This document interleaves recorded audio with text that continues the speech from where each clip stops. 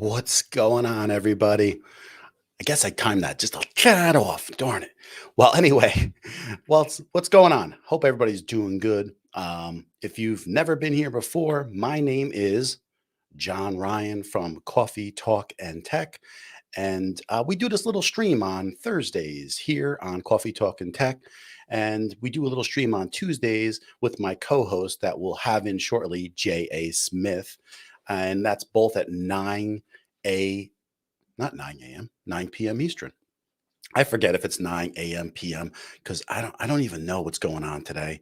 We had a quite a long day today. I got to explain to you guys because if you've been following along, I'll tell you about my appliance situation. But tonight we're going to talk a little bit about how to deal with your stream and how when you're new, you kind of like go in there and you just like put everything up that the comments that are coming in like crazy. And sometimes you don't think about what you're looking at ahead because you're just so nervous, right? So you're just so happy to have everything that's going on and you're so happy to stream and just check things out.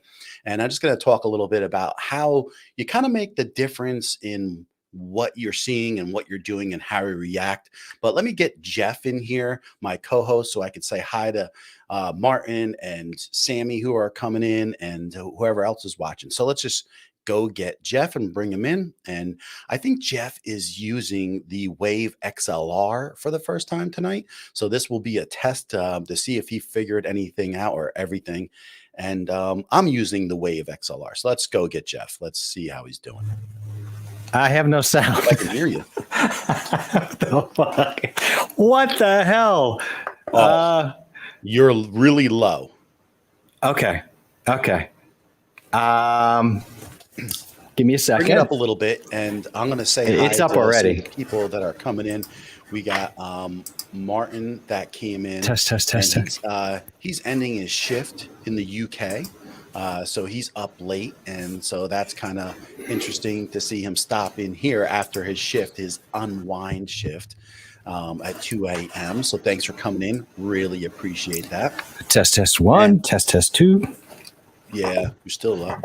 And then we got there's no more. Sammy, superstar.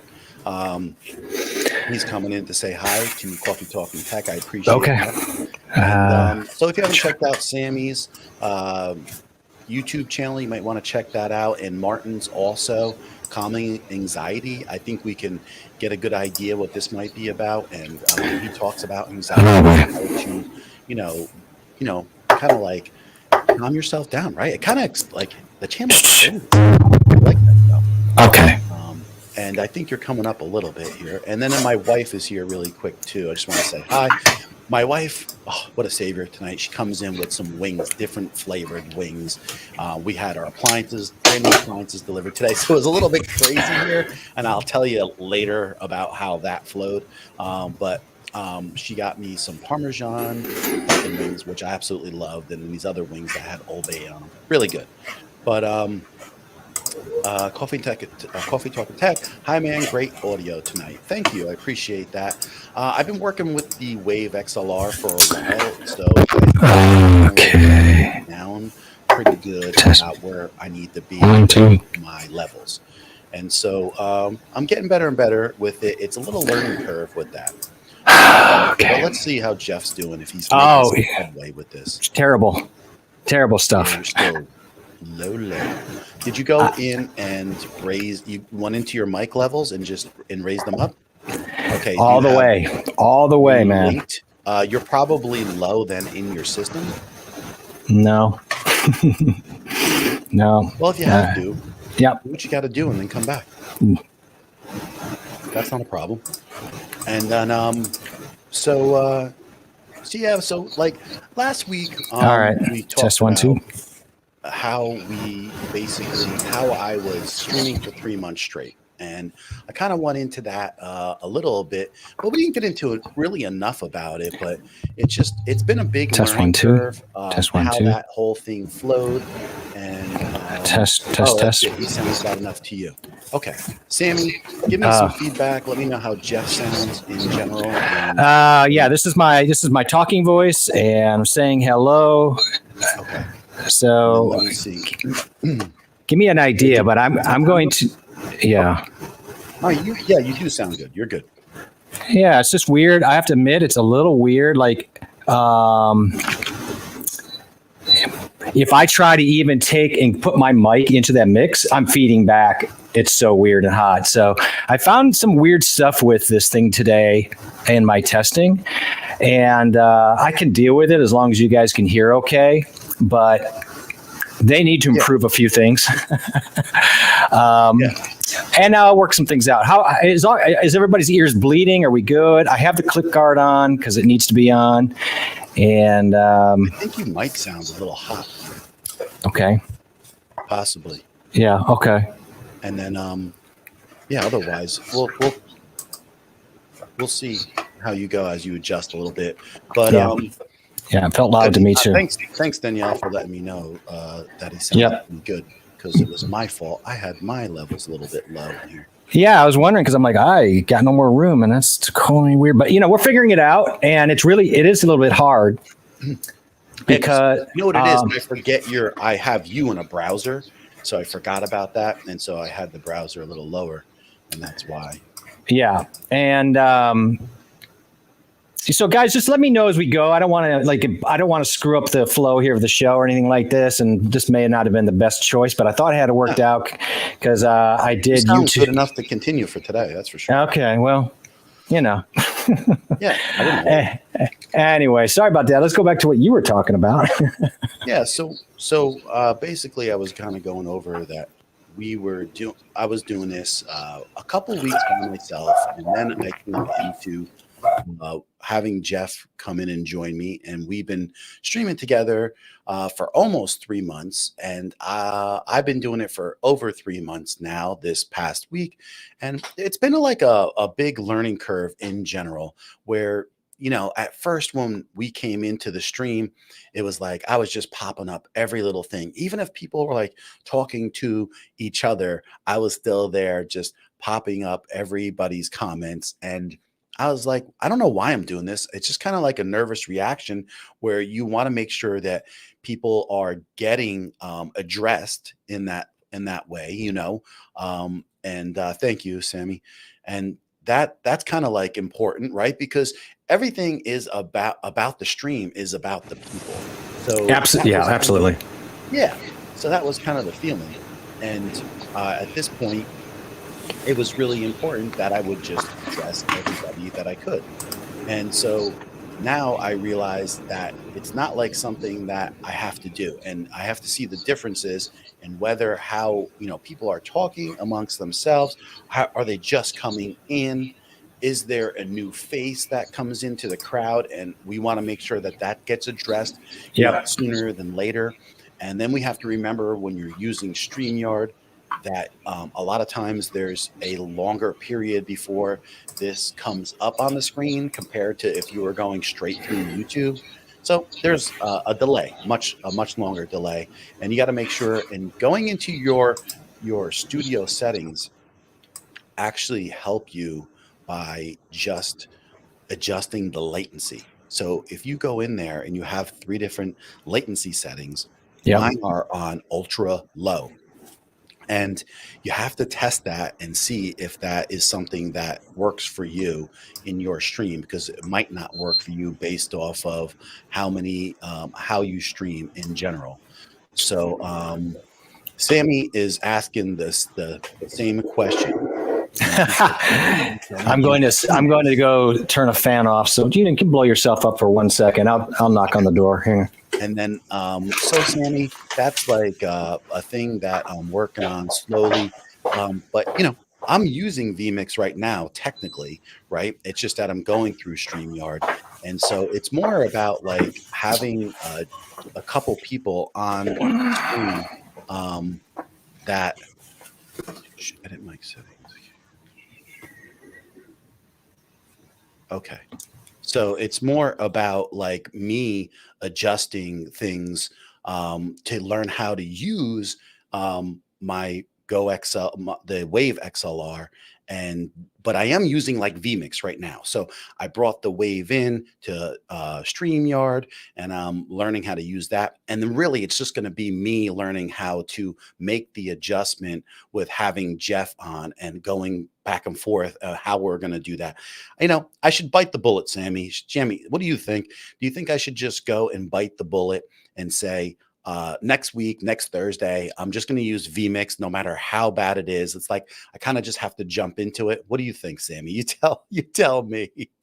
So yeah, it's like do it myself vMix. But I mean, I could kick StreamYard to the side, and maybe I just got to jump right into it and say, hey, this is my first time doing this. Take it or leave it, and say, just try it. Yeah, he's saying maybe just do it once. And so that's something that I may do then. So maybe next week I'll give it a shot, and I have nothing to lose. And we'll go from there. What do you think? Can we do that?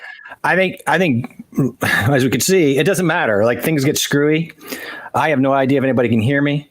I'm hoping they can, and give me feedback as you go. I'm just going to assume. So the point is about trying vMix, and yeah, like next Thursday, like maybe we should just bite the bullet. I'm at a point where, yeah, I think we should just do it, and get in and get mixed up into it. I have to be honest with you. StreamYard is frustrating with the audio. I tested this thing out. I left it an hour ago. Perfect. I had a great YouTube session. Listen back. Everything was feeling so good. And now it's just a complete muster. And that's fine. It happens. So I figure if it's at that point, we might as well just go into vMix. Just give it a shot. Well, either way, you're definitely not going to learn this in 2 seconds, the Wave XLR. I messed with it for hours and hours. No, I messed with it yesterday for a couple hours and today for a few hours. And having Go XLR under me, I mean, it's pretty much the same thing with some nuanced weirdness. And, it's just one of those things. You're going to have to try things, I think, with this in order to get it to work, because it is a little bit odd on the routing. In their software. I think it's a little not intuitive. Well, I think that's what you got to learn is the difference between the name of the routing in here and then the name and the routing of the Go XLR. Once you figure that out, it gets easier and easier. It's really the same, but it's just some things in here that I didn't find the Go XLR not to be intuitive. For example, their software to me is straight up obvious. I watched Harris Heller today too. Yeah, I saw him talking, but I'll do the same thing. I didn't watch his video today. I know he did a comparison on the two, and I don't know what he came to for conclusion, but I know that he'll probably like to Go XLR mini software a little bit better as far as setup. But actually, he did not. Well, he should. He loved the software, is what he said, but he said that the way the what we talked about the last couple of weeks of where that whole group is going and how they're lost with their direction, he's really kind of pulling for the Wave. But he says there's weaknesses, but there's two things on that though with Heller. It's clear he's in bed with Elgato, and so I'm always a little bit dubious with him on that. But yeah, he's right. And we talked about it, that the dev future is so uncertain, but I don't think that takes away from the fact that I think the unit physically and software is still better, but I do think Elgato's the future. I mean, I just think you have to stick with it, ride it out. I think there's going to be, I don't think it's perfect yet, but I think that will be the direction. But he did say when he left, his last words for that video was, but I'll be sticking with the Go XLR for a while. So yeah, I'm doing a video on the Go XLR. Yeah, and I'm doing a video. My first video is on the Go XLR in 2021, and I have to go through that decision-making process as well. Is this a relationship that is good and stick within it? Does it need therapy, or do we need to break up? And that's kind of where I am with that. And I don't want to hedge on the video, but I kind of agree with him. So, well, he gave a lot of clout for the Wave XLR. He's very impressed with it, and and he points out what he feels lacking also. Yeah, but I can honestly say, and I just came from a roadcaster, and I almost bought a Go XLR, so I know what it's all about, and I knew what I was going to lose out in. And there are things that have came out with the drivers for the Roadcaster, where I can Hmm. actually go in and drop something into OBS, and people can, and they can start pulling out each of those channels out of the Roadcaster, just like a Go XLR. And Yeah. so you can go in and pull channel 3, which is your number one mic, and then you can pull 7 and 8 out, which is your USB, and you can pull 13 and 14, which is your sound pads. So there's a lot of potential now with that ability, and if we can do that with other things, then Yeah. the Roadcaster just grows, and that's why I won't get rid of it. But No. the thing is, I do not have a problem with this Wave XLR. I think the more that I'm using it, the more I'm enjoying it, and I was frustrated, and I was struggling the first few days with it. And now I think things are starting to come together, and I'm liking it more and more. So I don't know. You kind of like, I think it will all work out in the long run with this for me. Any transition's frustrating, and to go from the Go XLR, well, again, it's just a better setup.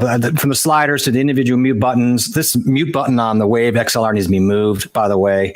The problem with it is, if I drop this down for me anyway, and it probably is a user thing, but even though it's got grips on the bottom, it's top heavy and it slides. So I have a tendency to want, when I push this button, which you need to put some force into, I grab the back side of it and mute everything. So, I mean, these are minor picky things, but they're all the things that make the Go XLR still a better unit today. I just don't think a year from now it will be a better unit. But right now, I think it's a better unit. Let me quickly go in and say hi to the creative lady. And I'm trying to remember your first name off the bat, and I can't. But if I'm not mistaken, she's from Tennessee. That I think I know. We're in Yes. Tennessee. I lived in Chattanooga. So let's see if you're near the Red Bank Mountains, over down Lookout Mountains. We saw each other actually in a stream. Okay. And we subbed to each other, and I've been watching her stuff, and we talk, and she was like ultra kind, man. Like one day, I think I was going to work or something, and I saw an email, and she bought me a coffee, and I was like, wow, get out of here. And I was like, why did you do that? And she's like, I just want to keep you inspired and let you keep on going. Like she was just like, I want to give you some enthusiasm and pass it on to like, keep on going what you're doing. You look like you're trying to get something done here. And I know it was just really inspiring. It's genuine. You can feel the energy. I love that. And if you can attract that, that means you're doing something right and from your own energy. So that's really nice. She says she's from Memphis, which I used to live an hour from there, but I was in Mississippi. And I used to visit Memphis all the time. And that's a good place to visit. It was fun. I was just, her name is Yolanda. Yolanda. I apologize for not remembering. You forget my name. So yeah, she's doing well though, because I see her. She's got like some streams where she has a lot of people coming in, surprisingly a lot for some of the stuff that she does, and she likes to do a lot of vlogs. And she's got, I believe she's in the realm of 4,500 subscribers. So oh wow, she's definitely working it. So the creative lady. So when I go to her channel, what do I expect there? I mean, what type of creativity is Yolanda invested in, or is it just kind of wide swatch of creativity?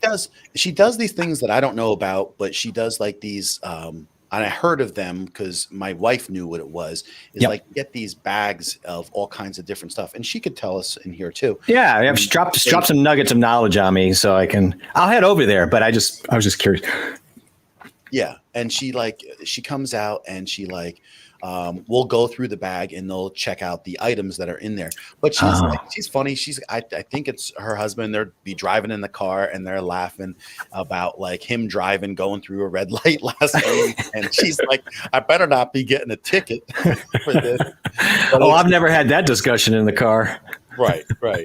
So she's doing a couple different things, and she's working it. And the thing is, she's just doing whatever she wants, and she's enjoying it. So that's okay. That's what I love. Well, it sounds like it. Yeah. Sammy wants to know if you are using OBS or vMix. I am using OBS, my friend. I want to use vMix, and you know what, John, that's a good point. That there's nothing holding me back from getting my vMix up and coming into here with vMix. I think that would be a good practice for me, and I'm at that stage where I want to invest more into it. So that's a really good point. That'll only help. I mean, here's the thing, like, I know you're just messing with this and it's frustrating, but I think if you give this Wave XLR a couple more weeks, I think you're going to be. Yeah, no. Look, I don't think I'm hating on it at all. I think there's so much good about it. I see a lot of potential, but we'd be kidding ourselves if we said it was a finished product. It would be a lie to say that it's a better product than the Go XLR. But we also have to be honest and say the Go XLR has not moved forward an inch in almost 2 years. So it's not like there really hasn't been anything, even on the software. There's been a couple updates. There was an update in April, but was it significant? It wasn't. It really wasn't. As somebody who uses it, I'm telling you, it wasn't. So nothing's really moved forward. There's no plans that I know of. So it feels like even though it's a great product, it's going to wither on the vine. So Elgato is just getting started. Yeah. So my frustration is because I've used something that I really like, and I do like the sliders, and I do like I don't like the mute stuff on here at all. That's the really only big downfall. I would say physically that I don't like how hard the button is to push either. I think it should be a little less resistant because I feel like it pops too much and makes a lot of noise on mic. How do you do that while it's going? Like, what do you mean? Can't you hear that? Like, if I change between, you have to be able to hear that in the stream. You do hear it. I'll show you in a second, but hold on a second. Yeah. My mom, really quick. How you doing? Thanks for coming. Me too. And hi, this is my mom. Hi, Marlene. How you doing? A native Mississippian. I lived in Corinth for 4 years down there, and then went to college for a year at Ole Miss. So she's also saying that it's you both are trying to get a lot done, and so yes, we're working on it. And thank you. It's all new to us. I mean, I don't know if people stop in here and they think that we've been doing this for a year. It's literally been 3 months. Less for Jeff. So it's like we're working it and we're learning more and more about what to do, and we're getting better at it. So absolutely. And she has got that Mississippi Southern charm, and I love it. And I do miss that about living down there, honestly. I really enjoyed the Southern charm, even though I wasn't from there. I really did. Love that. I appreciate anything better than what there's a New Jersey charm. It's just not what the rest of the world's used to. It's, punch you in the face and say sorry. Give you a hug, but it's going to hurt. It's called assault and flattery. They punch you in your face and they say, it's different. Yeah, absolutely different. Hey, Roy, how you doing? Always popping in here. Thank you so much. I appreciate you for stopping in. I did not get the chance to see your last stream. I meant to. I just been so swamped, which I want to tell you guys the funny story about my, appliances. But is there a funny story now about the appliances? Yes, there is. But see how I'm jumping around here in this stream when people are talking. And so I'm kind of like not picking out everything that's here. And it's like we might go back and forth and let it flow for a little bit. And then you kind of let some messages come in and you may go back to that. But the key here is in this stream is that even when you're trying to show something, right, you got to remember your audience is here and they want to be engaged with you and they want to see you. Like Cheryl Wolf is stopping in for the first time. And that's like, when we see someone new that is just stopping in really quick, you can address them and say, hey, thanks for stopping in. That's awesome that you came in to see us, So you two are pros. You can't fool. I wish we were pros. Otherwise, we are fools, but we are complete fools. Cheryl, you know better. Alcorn State. That means something for you. It's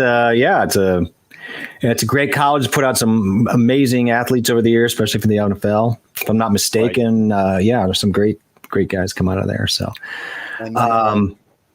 we want to point out that Roy is another person that's only been doing this for a while.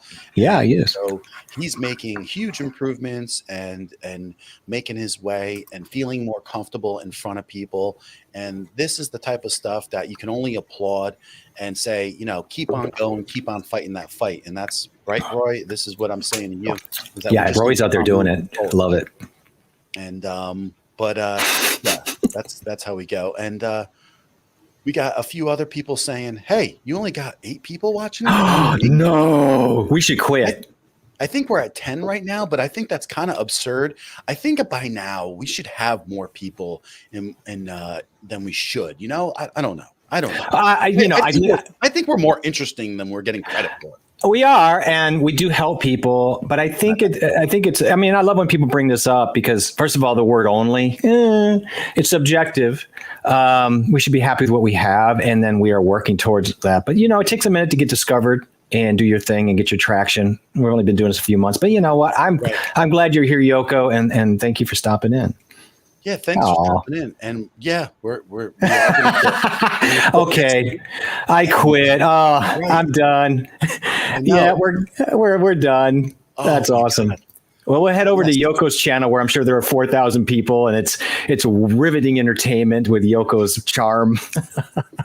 I love it. I love it. How I survived the night. This is how you know you're winning right here. Mm-hmm. Yeah, that's winning. Yep. I want to point out that love it. Nisha Future is stopping in. It's nice to see you again, Nisha. And if any of you people do lives here, and how often have you done lives, and how have you addressed your audience in a different way? Have you has it changed from day one? Have you been more engaging now? Are you being more selective in what you choose to put in the comments? And so those are the kind of things that I would like to know. And if that's so, let me know, and let me know what the differences that you are doing now, because I definitely have a lot of differences in the way I deal with things right now. And I kind of applaud myself because I'm getting less nervous with everything, and it's getting more comfort in how you deal with everything. And I think we're doing darn good with that. Oh yeah, absolutely. No matter what Yoko says, we're doing great. No, she's my spy. I hired this lady. Did you? She's coming in. She's coming in to kind of lay down. This is all planned. Why would? Oh yeah, this is planned. Why would you show you about chat? And I wouldn't have a troll come in. This is Eric Bellardo, everybody. Oh. So I want to thank Eric for doing this, and thank you, Eric.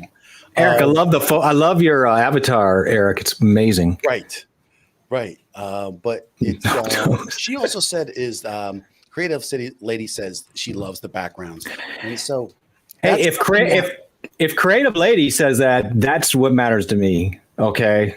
Sorry, Yoko, but I mean, just saying that, like, when people that are out there doing things and they have a thing going, they got that energy going, and they're creative. Absolutely, thank you. That's I love our backgrounds, and we try. Yeah, and the thing is that's funny is that we don't call each other up and say, "Hey, have that color background," or "You have this color background." We kind of just go with the flow. We also stream on her own occasionally too, and so it's kind of like whatever I have flowing. And I did get another set of these RGB lights behind me, so it's kind of cool because I can give a different vibe on both sides, and I think it fills the room with. It doesn't thin out the color. It kind of blends smoother now, I believe, like having 4 of them. Yeah, well, yeah. Anytime you can pull them back, like lighting is such a tricky topic, or an animal, and you're always learning with that. I think it's one of those. It's like music. Lighting is one of those things you're always going to learn. There's always something new to learn on lighting, and there's just a little subtleties. I went and just put on my little new Ulanzi just to check it out and see, and I really like them. They're like $19 little backlights. They put out great light just for putting up, some splash. Yeah, so these are cheap outside lights that you would put on your house and to light up the front. And these are only like $30. And I just think that they're so much cost effective for what they are. And that's the thing. Like a lot of people talk about, the Hughes lighting and all these expensive lighting bulbs that they control by voice control. But they're saying like these are like $200. I'm not about to go spend $200 on some light bulbs that you can talk to, but that's me. But Roy is saying, if on topic, I bring it in. If not, I bring them in between topics, as mine are tech news segments, which I get that. That makes a lot of sense, right? So bringing them, you kind of go with the flow and you bring them in between. And also, if someone comes in, you can also just go and address something that you want to draw out. And that's, I think, part of what I'm talking about. So when you get into it and you start talking and then you're going in a certain direction, that will allow you to pull a little bit more out if you're going in that direction and that person is kind of steering it anyway. Right. So, but I want to say hello to Aaron. Continuous conversation. Thanks for stopping in. Yeah, Aaron actually dropped a comment about my sound being a little hot, which I'm not surprised. So, Aaron, you may not know, but I'm dumped onto the Wave XLR tonight, and there's some weirdness with it. So I did turn that down in some areas. So if you could once in a while throw me a comment in there that I can read, that'd be great. As far as what you think, I don't want to like beat up the comments on audio for me, but just let me know. Yeah, it sounds not perfect, but we'll figure that out another day. It's a little bit different than what you had for the last couple of days. I may run it over before the end of the night. We'll see. So, right, the Philips are way too expensive, and I agree with you. They are. I'm just not about to spend for something like that. But yeah, I mean, to each their own. But I think it's the whole thing is with streaming, it's just a learning curve, and the only way you get better at what you're doing is obviously just going and doing it more. Yeah, I mean, there is a few things that you have to do at the same time all the time. Like I'm talking to you guys, and when you have your names pop up, you don't want to have them when you're starting your stream and they show in your intro, and then you go in there and you have to make those adjustments. And then you're going to go into different banners that you may bring up or go to different scenes and overheads. And if you're using vMix like I am, you're also got a lot more going on in general also. So, it's all a work in progress to get better with the flow and be able to talk about whatever your topic is, and also having your stream go forward with a kind of like smooth way about it, which is not perfect yet, but we're getting there. And so, I'm pretty happy with it. So Cheryl says, I got some cool color changing lights, but it becomes out buzzy on live video. I'm sure it's my settings in the camera. So this is what I would do is, I don't know what you're running your camera at 24 frames, or say if you're running at 30 frames, but say you're running at like, if you're running at like 30 frames, so you would double and you would be running at like 60 frames per second, drop it down to 50 and see if that disappears. Little trick that I think maybe Gerald Undone said, I forget, or Everyday Dad, one of them. And they said, just go and drop it down to 50. It's not going to make a huge difference, and it could get rid of the flicker. It just means that like you're on the same wavelength light wise, and that's why you're getting that flickering. But there are lights that you can buy that won't let that happen with just about any lights also. But yeah, try to make that little change with some of your frame settings, and then see if that doesn't change it. Yeah. Yes. And so, and he's saying that I know Cheryl Wolf is using an A6100. Yeah. So we just got to see what she's running it at, and then make that little change, and you'll be surprised. It will just disappear. I get it a little bit with some of the lights that I have on my desk here sometimes too. So what is Brian saying here? Cheryl Wolf. Basic. Yeah. Start. Yes, that's exactly what I just said, Brian. So I think he's right. Yeah, you guys hit it. Yeah, if he's backing me up, there's a real good chance that will work out. I think I had that issue too, and I think that was one of the things that solved my problem early on. So Right. Yeah, I Hey, mean, you Brian. got those little things can make a difference, and she's saying thank you, cool. And I just want to let people know, if you don't know Cheryl, like we do, she just started a Facebook group herself where she's improving lifestyles in a healthy direction. And I got to see her first stream on that Facebook group, and I was awesome to be able to see that on my way home for work, actually. And she's doing great, and she's gonna probably work with us a little bit, Jeff, and we're gonna work on her framing a little bit and do a couple things mic wise to see if we can even tune her in a little bit more. Like, we That'd be discuss all fun. these types of things. Like, even when I built out this room, and I know it doesn't look this way in general, but even see how that shelf that's above my head and Yeah. where I'm sitting is centered. And then it's pretty much centered to me, and the table pretty much is in the background. So these are all things that you think about when you're framing out your room with your camera in your setup. And so, you'll see people who will be in doing a live stream, and they have all this headroom, and this is what you see, like something like this, right? It's not horrible, right? It's not horrible. I get it, but the thing is, you kind of don't want to have this headroom this long. You want to have a little bit, and it just helps center everything and makes you Yeah. more engaging. Plus, you don't see any of this person's body at all, where at least you want to see about from the chest up.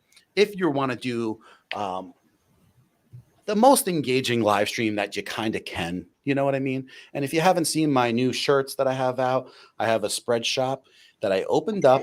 And if anyone is interested or wants to know about what it means to open up a spread shop, then give me an ask, because you do nothing. You set your design up, and you Mhm. basically put your store together for free, and then you're able to get your merch out, and they give you a cut. It's as simple as that. So you don't have to carry an overhead or anything like that. But we go back to creative lady Yolanda. She says, "I've had that flickering too. I'll try that. Thanks." Yeah, you just change your frame setting, and that usually does help it. And so Aaron say, "John, any deals on Sigma trifecta?" Oh, so I would believe he's looking for the 16 and the 30 and the 56. Is that what he's talking about? Probably. If anybody's going to have an ear to the ground, it's going to be John, Well, Mr. I John could Ryan. I could tell you right now that the 30 in my market area, and I see it consistently selling for anywheres between $200 to $230. So if you can get it for that price in between in your area on the West Coast, I would say that you're not overpaying, and that would be an awesome price. Now, I am getting the 16s for about $200, and I actually picked no for $300, and I picked up one for that you're looking at me with right now for $275. They're out there, and you just got to keep plugging away and see which ones last on the market, and then offer a little bit less, if they don't sell out. So, but yeah, I mean, I think that's either one is really good. And now you don't really need a tune up, but I think it just helps, right? This is what this is all about. Like, if people don't get it, it's not to come in here and pick up subs, drop a couple comments, and then leave. I mean, people do that. Don't get me wrong. But if you want to learn, there are things that you can be asking, and there's things that you can see. And there's my feeling always is if you want to learn, you ask a lot of questions. And this is kind of like what this is all about. It's how much do you want to learn, and how much are you willing to ask? And I think that once you get comfortable in some type of community about being able to let yourself go and ask these questions, because nothing is silly here. That's what we want. We want people to come in and ask questions and say, "Hey, what do you think of this? What do you think of that?" And even if they send me an email or anything, I answer back. I mean, Aaron and I were just talking about laptops for the last week or so. So nothing is out of the scope when it comes to tech issues, and plus even not even tech issues. We talk about a lot of other stuff, Jeff, too, right? So Absolutely. And I know. Brian is all over me about my sound. And, I think what I'm going to do is, if you give me a second, I'm going to pop back to the Go XLR, just pop in. And I wouldn't even worry about it. Can't fix it. Don't worry about it now. It's not, I think he's got to just realize it's your first time using this right now, and it's not horrible. It's just you didn't have a ton of time to work on it. And it's actually not horrible. It's just not as good as usual. That's all. And he's saying it's not routed clean. And that's a good point. I get what he's saying, but that's a little bit. Hang on a second, guys. Hey, you're using the clip guard, right? Yes, I'm using the clip guard, but you still sound hot to me. See, that's the problem. Is remember, OBS takes you in hotter than what you always peaks before. All right, so I'll drop it. Is that hot still, or is it? No, way better. No, way better. Yeah, it's so perfect. And probably what was happening. Let me check the clip guard's on, but even so, way better. Way overpowering. Better. Okay, that's interesting on many levels. I'm used to it because I noticed that always OBS peaks before any other outside software. Yeah, we've talked about that, and you made that clear. I don't think it sucks. I think a lot of this is chalked up to user error and experience and figuring it out. But I do appreciate. So any comments, I'll keep tweaking a little bit behind the scenes without being too disruptive. Just let me know, like too hot, too cold, clipping. Whatever. I think right now everybody would say it's much better. I can hear it. So. But he's saying offer up Facebook Market. What do you use, John? So listen, I do. And here's the thing, right? Yeah, if you're lucky on this stuff enough, you kind of know the shadiness and the openness. And what I like is when I can go into someone's Facebook and actually see what they're doing. A lot of times these people are photographers or videographers. I met this guy. I've met so many church people selling stuff. My ATEM came from a church. My Sigma lens came from a guy who runs a church service. He wants to use the 30 and not the 16 because of distance wise, what he's using his M50 for. And so I meet these people and you get a vibe beforehand. And you can clearly see the way people react to you. If people are a little bit shady or they're not very forthcoming, then don't use those people. But I generally know how to read people pretty well, and I don't have a problem, and I never have yet, with doing a Craigslist thing or selling things or buying things online. The minute that I don't feel like something's on the up and up, I'll just back out. And I don't get anything shipped, by the way. This is all in person. Yeah, you've had a lot of luck with your marketplace. I think most people do. I tell you what I don't like is Macari.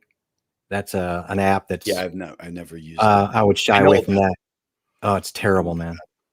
So everybody's like everybody might be kind of like busting on the wave, but that's exactly what I'm using right now. So I think it's just I think when you get it down and you understand, you got to remember it's even reacts different in OBS. So if he's using the Go XLR for a year straight or 6 months, and then he goes right to this, there's a learning curve with this and then using it in OBS also. Yeah, I don't think, again, I think it's just something we have to figure out. What I'm doing is pretty straight up. The problem I have with the Wave, be honest with you, I find it's not easy to figure out where you're at. Again, the Go XLR, by having sliders with, first of all, the sliders themselves or the lights themselves give you an idea where you are at in your range for each channel. This doesn't do it. It puts it all under one capsule. It's very difficult to see the landscape like I like in a macro sense. I will vouch for that. That is absolutely true. It kind of is like this, right? So here's the software. And this is what I was talking about from day one with this. And I know why they don't do this is because this software gets pulled in by other softwares and there will be variances in that. And this is why in this software, for instance, that they put something called wave gain lock. And you see this right here. And this is here for the reason. And you see, I have it checked off. And the reason that that wave gain lock is there is because when you open up this software, other softwares were overriding the gain. And so then all of a sudden you were kind of like all over the place as far as where the software was. Yeah. And so then you can see then why would they go and put any kind of dB markings on here, decibel markings of where you are audio wise, because that's going to change all the time. And I think that would be confusing. And so in essence is he's exactly right. That is an issue with feedback for us. So not knowing exactly where you are, but the thing is you will learn where you are when you use it more. You'll And learn where you that's the are, learning curve. but you'll always have to trust it. So because you don't have a visual cue that you can glance over, I can glance and take a quick look, but also I can hear in my monitors what you hear. I'm not hearing what you're hearing for some reason, no matter what I seem to do. And that could be me. There also may be some other things at play here. I'm running this through a system that also has Gold XLR in the mix, and they may not be playing nice. So, there's just a whole host of things. So the issues of, I have some complaints that are mostly about the physical aspect of it. I can't say I can complain at all about the software because I don't think I've got it dialed in yet, and I haven't really drilled out all the potential obstacles from a user standpoint. So I like the Wave XLR a lot. I want to love it. But those are some things that are really just gnawing at me with the sliders and the feedback with some kind of visual feedback. That's tech, man. Tech is always learning something that's not exactly perfect, and tech is pushing the limits a lot of times and learning to do workarounds. Yeah, I it mean, is. this isn't. Got to remember, like, if you guys don't want to have any super control over anything, no one has to get into this. I mean, just get a USB mic and just make it really quick. Yeah. Just in case he pops out of here. Hey, Adam. Exploits. He's coming in and just saying, just got done modding. He must be modding someone else's stream, his live stream, and he saw it was live. I want to say thank you for popping in here and checking me out. If you haven't checked his channel out, I've just made friends with him last week, and he seems to do a lot about reselling on eBay and stuff like that. And awesome. I believe, and also I think he does a lot of music stuff and music interviews with different things. Adam, I might have to get invested here. Let me know, because Jeff is a musician here. My dad is a musician. He's been a professional musician in New York City for 30 years. So, more than that, almost 50 years. Holy God. A couple years. I'm 50 years old. Jesus. So, so remind us what you do, and go check out his channel too, by the way. Yeah, so, sounds good. He's saying, so is it faulty wave? Nah, it's a learning curve is all it is. Aaron, do you remember when you got your Rodecaster? Everything is very intuitive with the Rodecaster, but the Rodecaster doesn't allow you to separate all these channels. Now the Rodecaster has 14 channels. And if you go to the Rodecaster site, it will break down the channels for you, with 1 and 2 being your total output. 3 starts your mic, 4, 5, 6 are the other XLR mics, 7 and 8 is the USB, okay? And then 9 and 10 is your phone and your Bluetooth, and then it goes on to your sound pads. Now, they just came out with an ACO driver, which means is that you will have the ability to split it up if the software that you're using allows you. I have recently just found out that, and I have to see, because OBS, sometimes things work in a certain OBS, and as it goes on, they don't necessarily work in the next OBS. So I found something that lets you separate each channel and pick up to so many channels to use an OBS, which would let the Rodecaster do exactly what I want. But this is all a learning curve. And if you're using different software, those things can actually change also. So he says, thank you. I had a record seller a few weeks ago, woos Tom Cruise. And he says he does 99% reselling on his live streams, and he has to do more recorded content. I'm kind of right with you now. I started out with just all recorded content, and I absolutely fell in love with streaming. And Adam, I got a feeling that you might have done something like that too, because then all of a sudden I just want to live stream all the time. I absolutely love live streaming. And so I was actually able to catch some time of his live stream this past week. And I think most people are like that. I mean, Jeff, do you love live streaming? I think you need to. I do love it.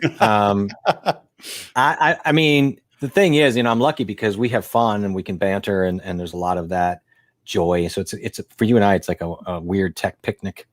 We bring a blanket, we bring out our basket, but in the basket, there's tech toys. Right.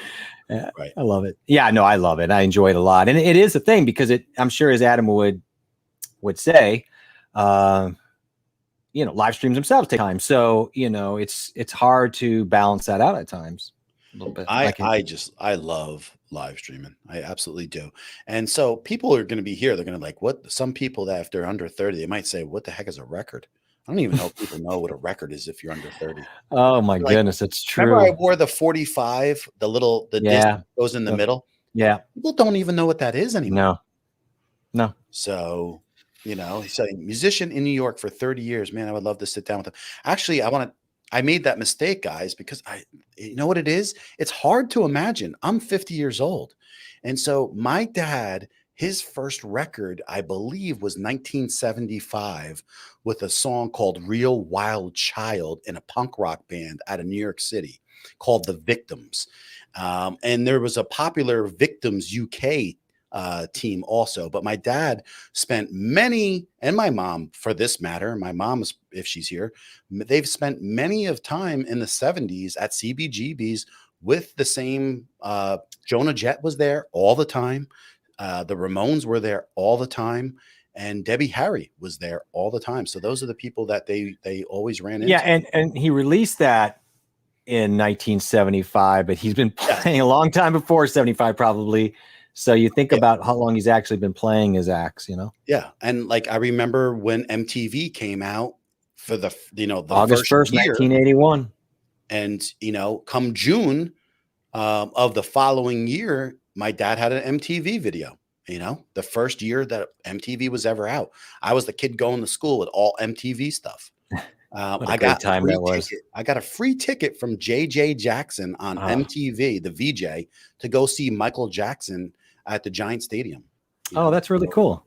Yeah, the 84 World Tour. Yeah. So what a great time in music. I mean, the 80s were so much fun for that stuff. What a great time.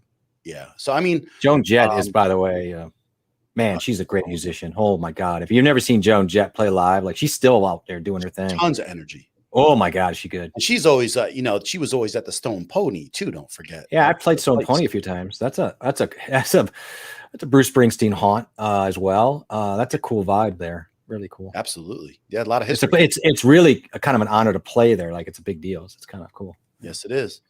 And then, so he says, live streaming builds your community, but not evergreen and doesn't grow your channel as much. It's a tricky thing. I think it depends on where you are with your channel too. I believe. And so I think you definitely have to have a balance, Adam, of both. Right. And that's the thing is because when you're working full time and you have a family and you love live streaming and you want to make videos too, you're like, okay, I need about 20 more hours a week, please. Well, you can get some. You just got to go to the store and buy some time. It'll be fine. Right. So thanks for stopping in and thanks for multitasking and listening to us too. Yeah. How about that? Showing us how it's done, people. I'm sorry. My mic is usually my mic is better. Yolanda, I will get this fixed. By next week, I will have this all tweaked out. It'll be fine. So Tom said punk is huge in the records. The record sales. And what's crazy is my dad got written up and the band did in some pretty big punk magazine last year because now they're like part of history in New York City in the 70s and punk rock. And listen, my dad toured with Hall & Oates. They toured with the Go-Go's in the early 80s. Toured with Dave Edmunds. Oh my God. Big names. He opened up for Kiss at the Palladium in New York City. I mean, these are big names for that time frame. Yeah, they are. Yeah. And my dad was signed with RCA and Island and all that.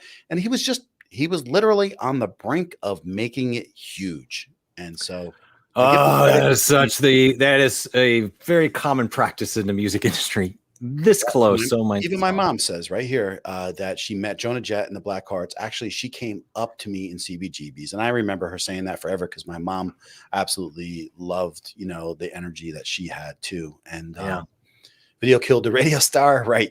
And my dad, that was the first song on MTV. Absolutely. And my dad did rockabilly. And so he was really good friends with Brian Setzer because both of them were big at the same exact time. Yeah. And Stray Cats. Those tours. Yeah, Stray Cats. And my dad was the Rock Cats. So, but yeah, on MTV, my dad was. And listen, I'll tell you something really funny, and because you guys could relate to this, is don't you remember the football challenge every year on the Wide World of Sports? They would have like the punt, pass, and kick, the punt, pass, and kick stuff. Yeah, they would do stuff like that and challenge all those challenges. Yeah. I remember watching that one year, and then it went out to commercial, and it was playing a song that my dad, wrote. And so then I remember watching Nickelodeon, and my dad come on Nickelodeon. And then what was the what's that show on Saturdays or Sundays with that Dick Clark? Oh, American Bandstand. American Bandstand. So if you go look up the Rock Cats, American Bandstand, my dad's got videos on YouTube that they got interviewed by Dick Clark. So that's pretty awesome. Yeah, so, Dick Clark. I remember Sunday mornings that would be on, and I hated it because it was so young, and I'm like, where are the cartoons?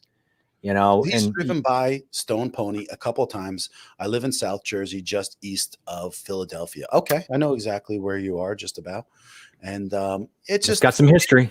It is cool. It was not an easy upbringing because my dad was traveling in Europe tons and Japan, and it was rough. There's no doubt about it. But the thing is, he's super talented. I could never take that away from him, and he's true to his music, and I could vouch for that because he probably gave up in a band that could have been bigger because he just couldn't stand the music. So yeah. That's I have not, but I know Sammy, I think he stays out. Sammy stays out in front of his office for months on end. The sleeping bag, some coffee, And then Adam's saying that another Jersey guy, he actually lives about 20 minutes away from me, Adam. So he's really close to me, actually. But Sammy and I eventually will get together. Yeah, here's another thing, right? My mom remembers. I mean, of course she remembers all this, but I don't know if you know Robert Gordon. I mean, he's got an incredible voice, but they used to play with him, and my dad's been his guitarist for like 20 years now. So, but so I mean, he wasn't a rock star, but he's definitely super talented. And I think in some aspects he won't be forgotten. And he still plays a mean guitar to this day at almost 71. So you can come play cowbell with me sometime. Well, you know what it is, though? That is our time era too for music. So we could talk, you and me. And, well, I love that time. I love that just so much. Forever. Oh my God. We started with we started with in 81. Well, I'd say around 81, you've got, Video Killed Him, Radio Star. We quickly get into Michael Jackson and Prince going through the roof in the middle 80s. I mean, it was such a crazy, things just got nuts. And everything just went everywhere to big hair bands later in the decade to, oh my God, Bruce Springsteen was, of course, nuts during the 80s. Oh my freestyle God. Music was at the end of the 80s, which was like Samantha Fox and oh my God, that's right. Yeah, and don't forget U2, and Bono and the group. Huge. Good Lord. The before U2, I got turned on to a band called The Alarm, and they were they were awesome. I loved The Alarm. They were like minuscule compared to U2 at that time, but it's just like really great band. You can't leave for 10 minutes, Brian, or you miss out on getting famous. Right, my friend. Now everybody's famous here. Listen, I don't care about these other people. I just want to be famous. Oh, you are famous, my friend. Don't you worry about it. People got your shirts. I've got your mug. I drink out of something that has your fingerprints on it. Ew. So I saw Lala. I like to call her Lala. I don't mommy guide. She's mommy guide. She's Lala. She does some crafty stuff with her channels and her girls, and I love seeing her. And she gives me some good energy on Thursdays. So Lala will be streaming, and I'll be working at my computer, and I will be, even if Lala, I just want you to know, even if I have to go somewhere for a little bit, I just keep you going. And then I come back and I catch up. So that's what I do. And she stays. I want to see your journaling. I want to see your crafts, John, that you're making. Yeah. I don't journal. I have stuff to do. I'm working. Got to be amazing. You're crafting. My coworker just hung a PTZ camera this week, and we were making adjustments on the. That's what I do, guys. So I do this kind of stuff, right? So we're fixing Cat 6 wire. We're running fiber optics. We're setting up. Oh, that's sexy talk, John. Yeah, it's not really, but it is for nerds. Well, Sammy is saying, no, I didn't. I am only kidding, Sammy. I know that you appreciate his work, though, and who can't? I mean, I didn't even know who this guy was. We're talking about Casey Neistat. Right. And then, when I looked at his work, and I was like, there's something behind this. And then I find the whole background on him and his brother basically were on the brink of being huge also, and actually did make it to very successful levels.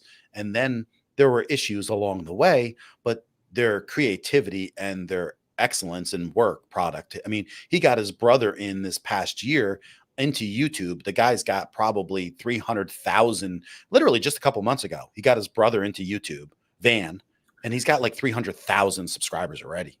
So, but he's huge. He's huge. And then I got Adam. Oh my God! I listened to some Prince's new songs on iTunes. Terrible. Oh, the new released one. Oh, they're doing that library. I think that's gross. I don't think he wanted them out for a reason. They should have just left them where they are. Brian's hilarious. So Brian goes, John talks about cables like my wife talks about ice cream. That's right up there with John looks at cables like my wife looks. This is not plenum cable, guys. You can't run this in the ceiling. Okay, we're gonna kill people. Which that means is like. There has to be a fire coating on them, so they burn. They don't poison everybody. When you're doing it, are you caressing the cable? Sometimes you got to caress a cable to fit it in a 1-inch. You do. You got. Yep. You gotta. I mean, who's you guys next? Don't know it. There's like lube that goes on a cable, and some like these. They never make enough. Like it's unbelievable because the internet and fiber optics run the whole system. But it's like a last thought in everything. And so Coffee talk after dark. So is security. Like these huge corporations, like we did a world headquarters for Honeywell that took a year to build out. They must have had us add about 150 cameras after the building was finished.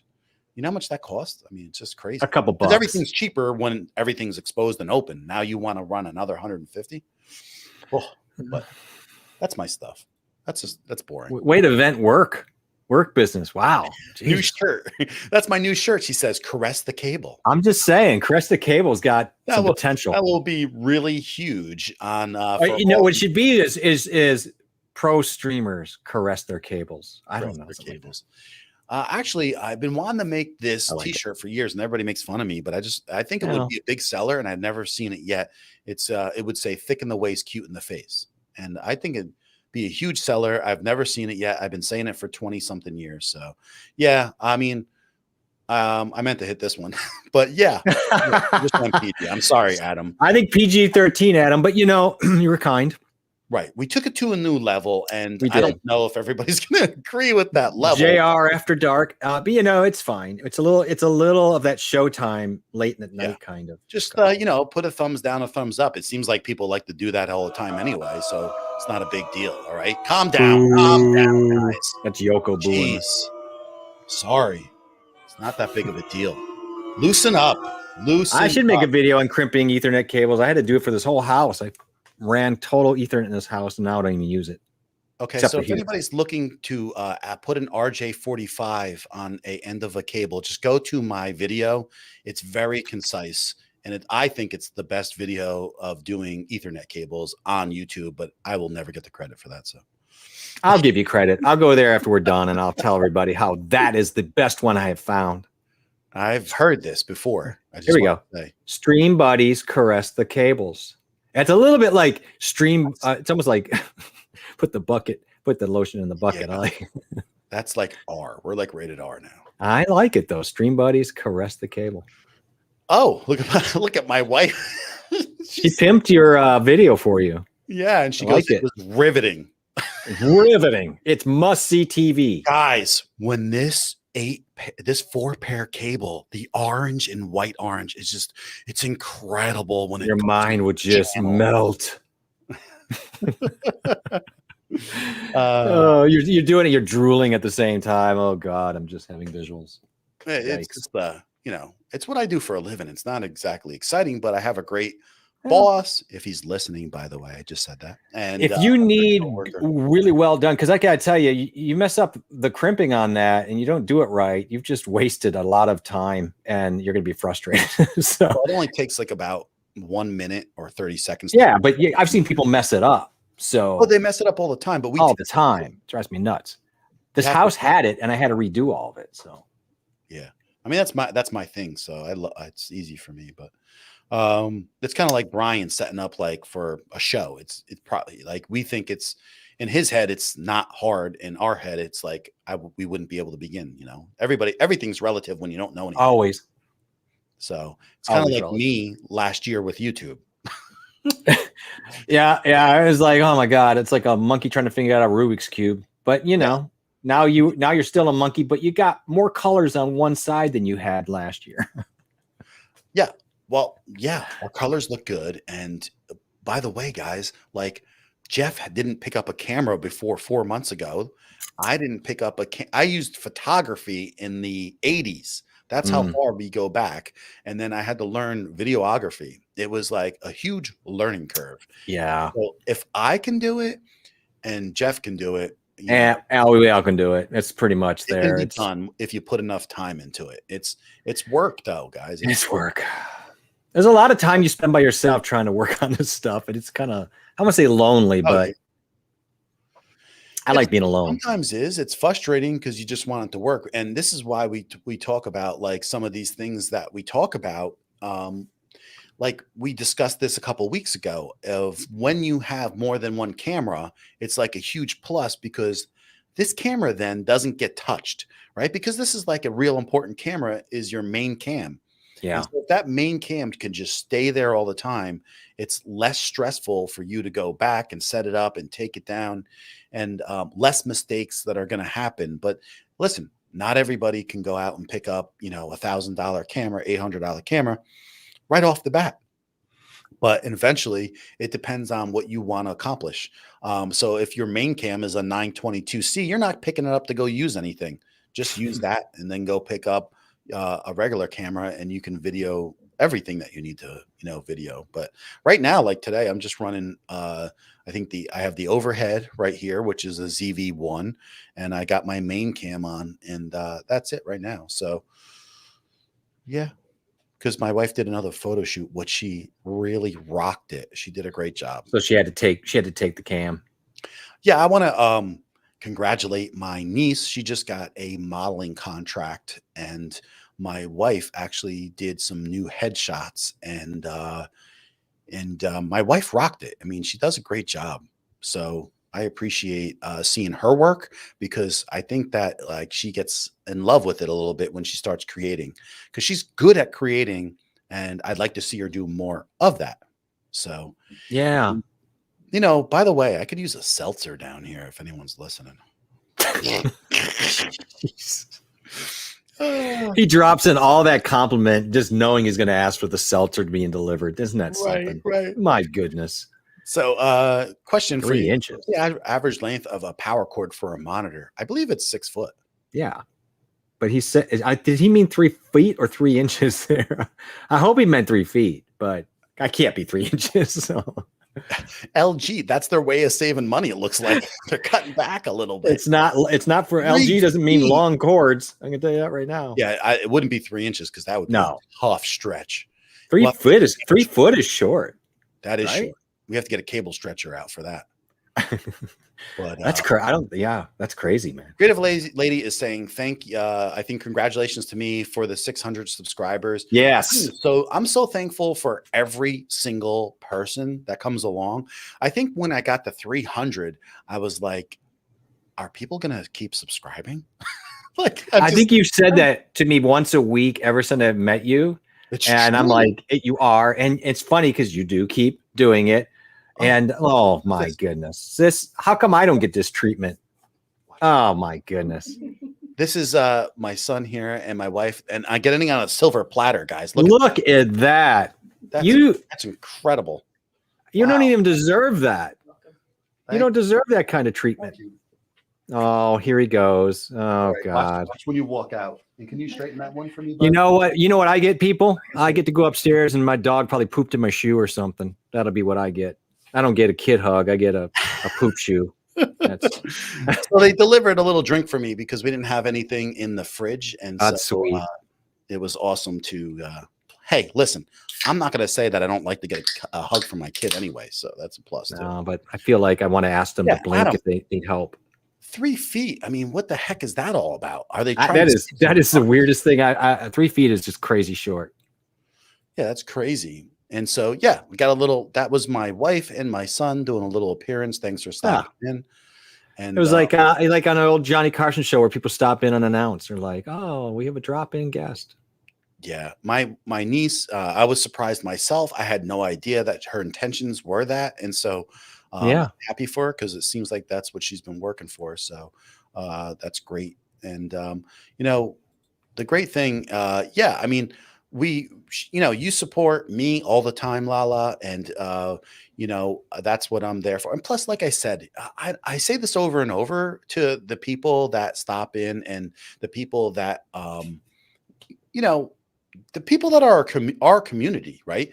Yeah. Is that I love to stop in because I get to see what you guys are doing.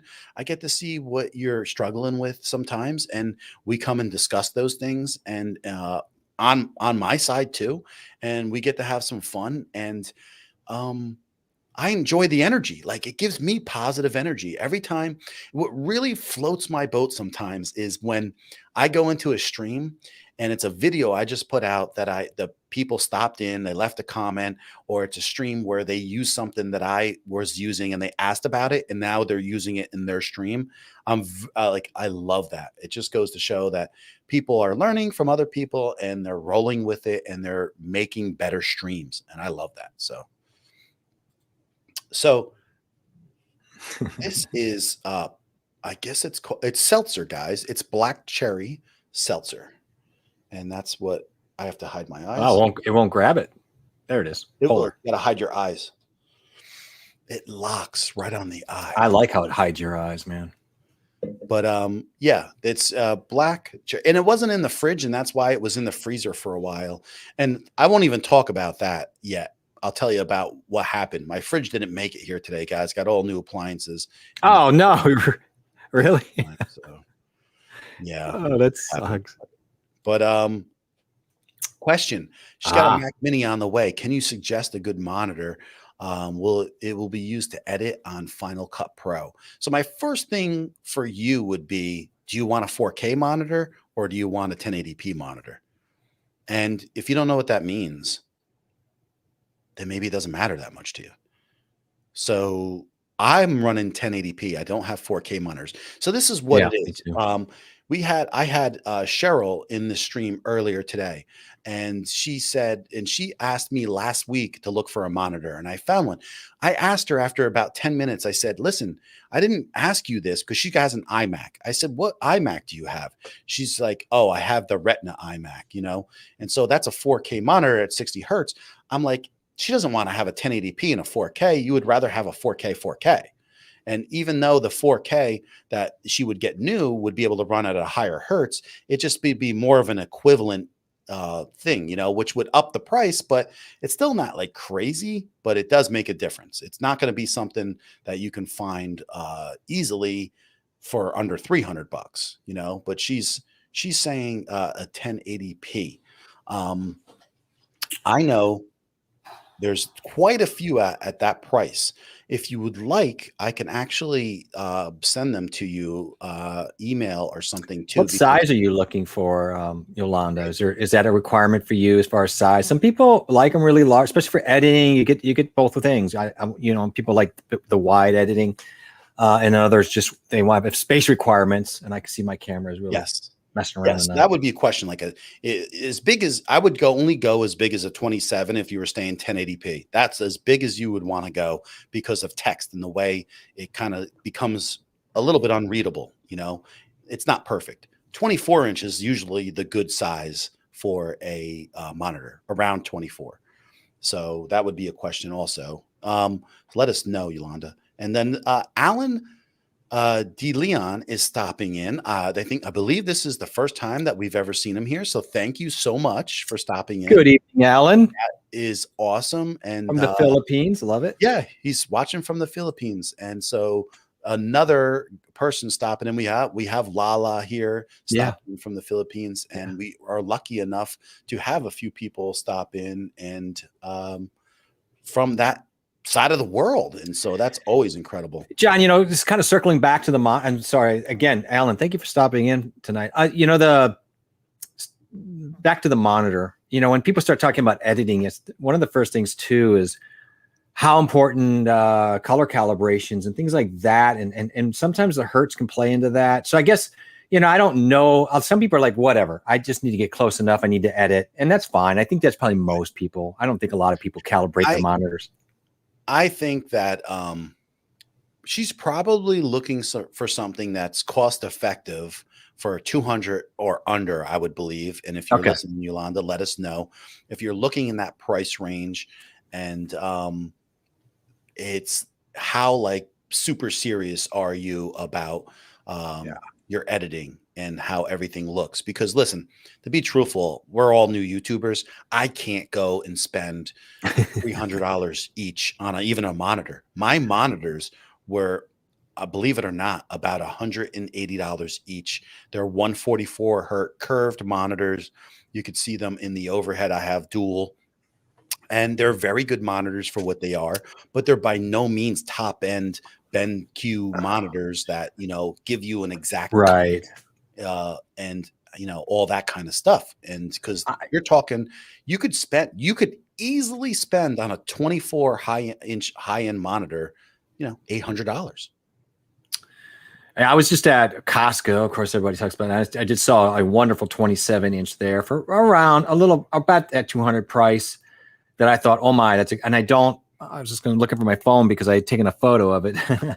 But there are some really good 27s out there right now. And yes, I mean, I think that's the way to go. It's like the perfect size. Like it's the Goldilocks of the monitors, I think, for streamers and editing and all that. So Emma, would she prefer a straight flat monitor or a curved monitor would be the other thing? Because if you go and check my videos, which is very raw, and when I did them, my son has two 27-inch monitors that I got him. And if you look at the video that I did about maybe 6 months ago, they're MSI monitors, and they were fantastic for the price, and they were about $200 each. I got them from Best Buy at the time, and these are things that you're definitely going to want to pick up come like November, Black Friday time. You're going to get the best deal. So if you can wait just a couple more months, you're going to get the steal of a deal at that point. And that's a good point. We are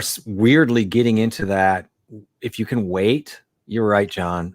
I've got a couple items we talked about. Guys, everything. Even if you're looking at the new Sony camera that came out, wait a little bit until that camera.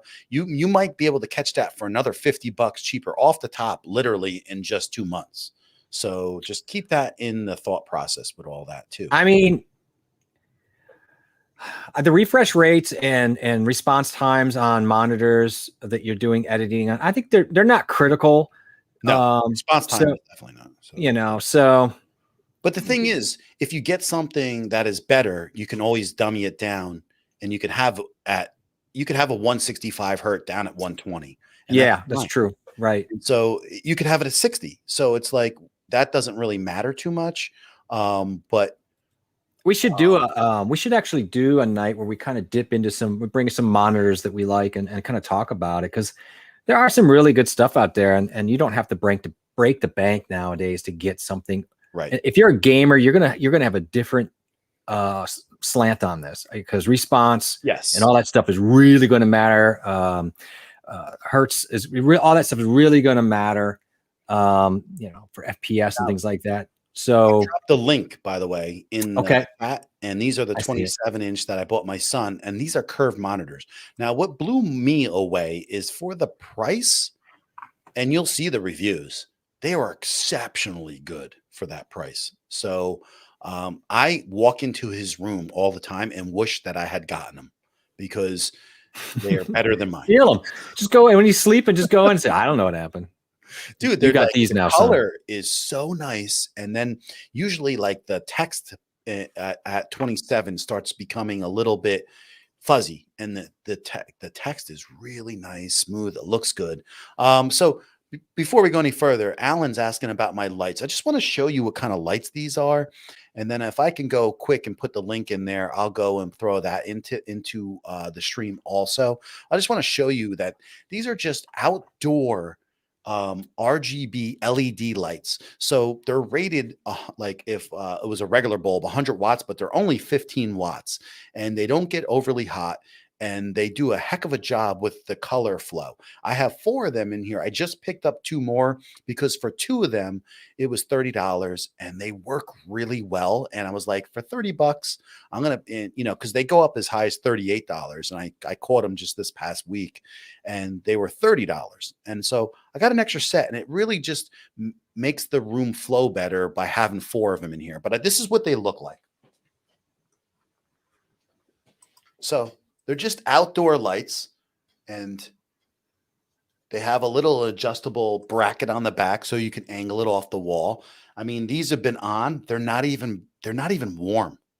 So you think like you have to worry about them heating up. You don't. They're very, very good, and they're great, and they're tough. They're metal. They have a little bit of a plastic front, but they work great. So for the price, unbelievable. I'll go find that link in a little bit and drop that link. Put it in there too. These are the things that I need to work on too, guys. Right? Is having a Notion folder full of all these links that Jeff talks about, that I could just go into a lighting folder and be able to pull this link out, which helps like the stream flow so much better. Yeah, it's really nice to have that at your fingertips. That's going to happen. Another list, and because Jeff, how many times do people ask us about our lighting in general? A lot. Which is really funny. I always think, well, but I get, I go into the streams, I don't see a lot of attention to the lighting. I see somebody throwing up a puck here or there, but we do take pride in our lighting, I guess, and we just enjoy it. So I have ordered some different backlighting stuff because I just enjoy different options and playing around. And I told John I picked up a couple of these small little Ulanzis for like $19, and you know what? They're really cool, and they've got the quarter on it. They got a shoe on it, so it's like you can do all sorts of things with them. I just laid mine down here, and look how small they are. They're so cute. Any RGB color, you can go straight up white and different K values on that. It's just and they're really bright for what they are. So there's a lot of things you can do with these. So right. And you can plug them in if you want. So, and if you see behind me on my shelf, I have like these are just battery lights with AAA that I put in there. They're LED. They'll last about a month and a half. And I just leave those in there. And it gives you a little bit of like presence in the background, separation, whatever you want to call it, Yeah, the depth is really nice to have. Yeah. Thanks. You're welcome. I think that's the word you were searching for in that big, massive gray brain of yours. Yeah, it was deaf. Was depth. that guy's deaf, man. He's cool. I didn't say deaf. I said depth. No, I know. So I just want to show you really quick. It's these lights right here. Mm-hmm. These are what they look like. And it comes with this app right here, which is nice. And so you see this, right? It's $32 right now. And so I've seen them as cheap as 30, and I've seen them as high as 38-ish. So this is cool. It's got this little app. You change the colors. And what I do is I turn 2 of them on, and then I change the color. And then I come back and I turn another 2 on and unplug the others, change that color. And then I turn them on, and that's how I get the 2 different colors. And you can see I just got the second pair, right? Literally just last week. And so these are them. I'll drop the long link in there because I don't have a shorty right now, which I should have, but doesn't matter when you're from that country anyway, from a different country outside of the US, they'd affiliate links don't matter. No, that's right. So there you go. That's the link. Wow. He says, thank you, John. Really nice lights. I will get a couple lights from my YouTube channel. That's awesome. Alan, stop in when you get them and let us know how you like them. Stop back and always stop in and just like let me know what you did, how it improved. And if you have a stream, let us know too. And don't be a stranger to subscribing if you can make that happen, because we love to have new people all the time and we're all striving to make some gains. So, and also, Alan, if your channel is on the smaller side, or anybody here for that matter wants to afterwards put a comment in the video at the bottom, right after it processes and it comes up, you could drop a comment in there, and this way everybody can find you in that matter. You know what I mean? So yeah, those are actually really, I've seen those lights. They're actually a really good, I think they offer a lot for that price. They're actually pretty cool. Yeah. And from what I've seen, they're about the here. best ones I've seen at that price. Yeah. And that's what we try to do here is try to get the best, without spending a ton of money. Yeah. And so that's why we like to maximize our dollar, right? I mean, yeah. I think everybody could relate to that too. Yeah. We're all fairly new, so it's not like we're making a ton of money off of. Well, I'm not making any money, but off of. Yeah, I'm not making any money on anything right now. It's a one-way street with the finances right now.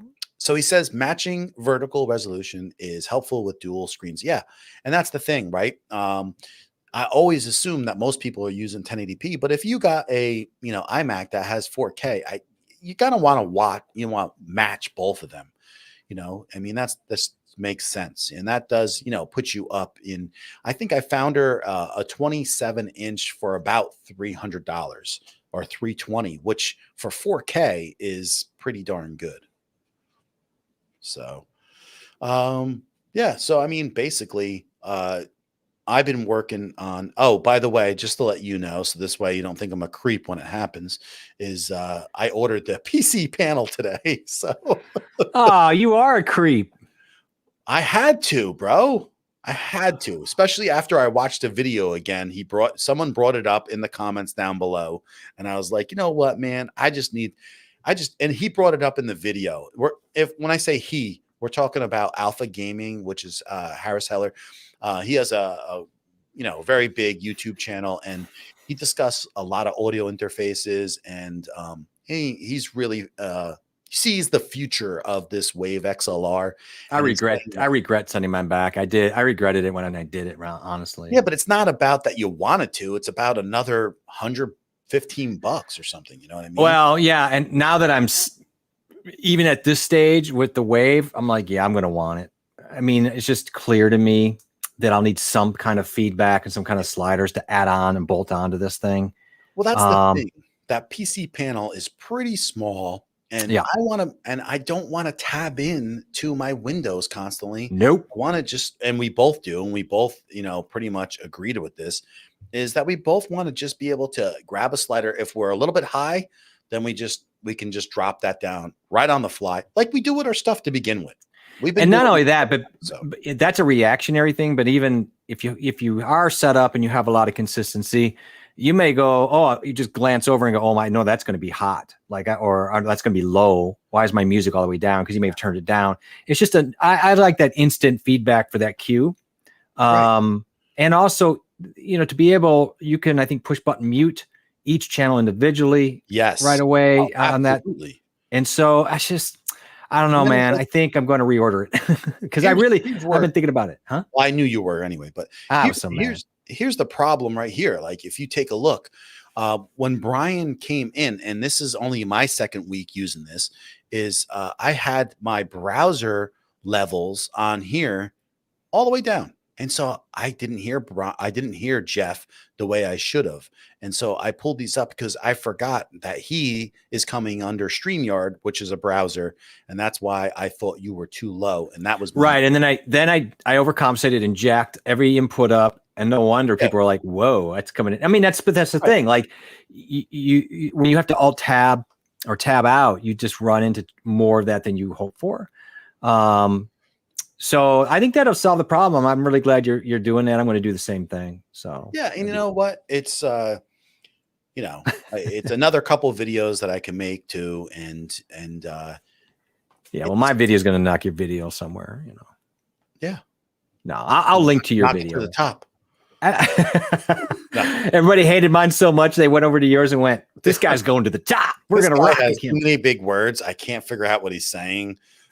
And I'll just be like, what John was trying to say, and he failed. Dumb guy. He doesn't talk really well, and I can understand him. Just read his subtitles. Hey, Ash, how you doing on Thursday night? Yeah, get that bald dumb guy. He talks like a moron. He's not so articulate. So you know what? That's me. Sometimes I don't go into super big words or depth with things, and I just get the point across, and I put the information out there. And that's what I learned about YouTube this year.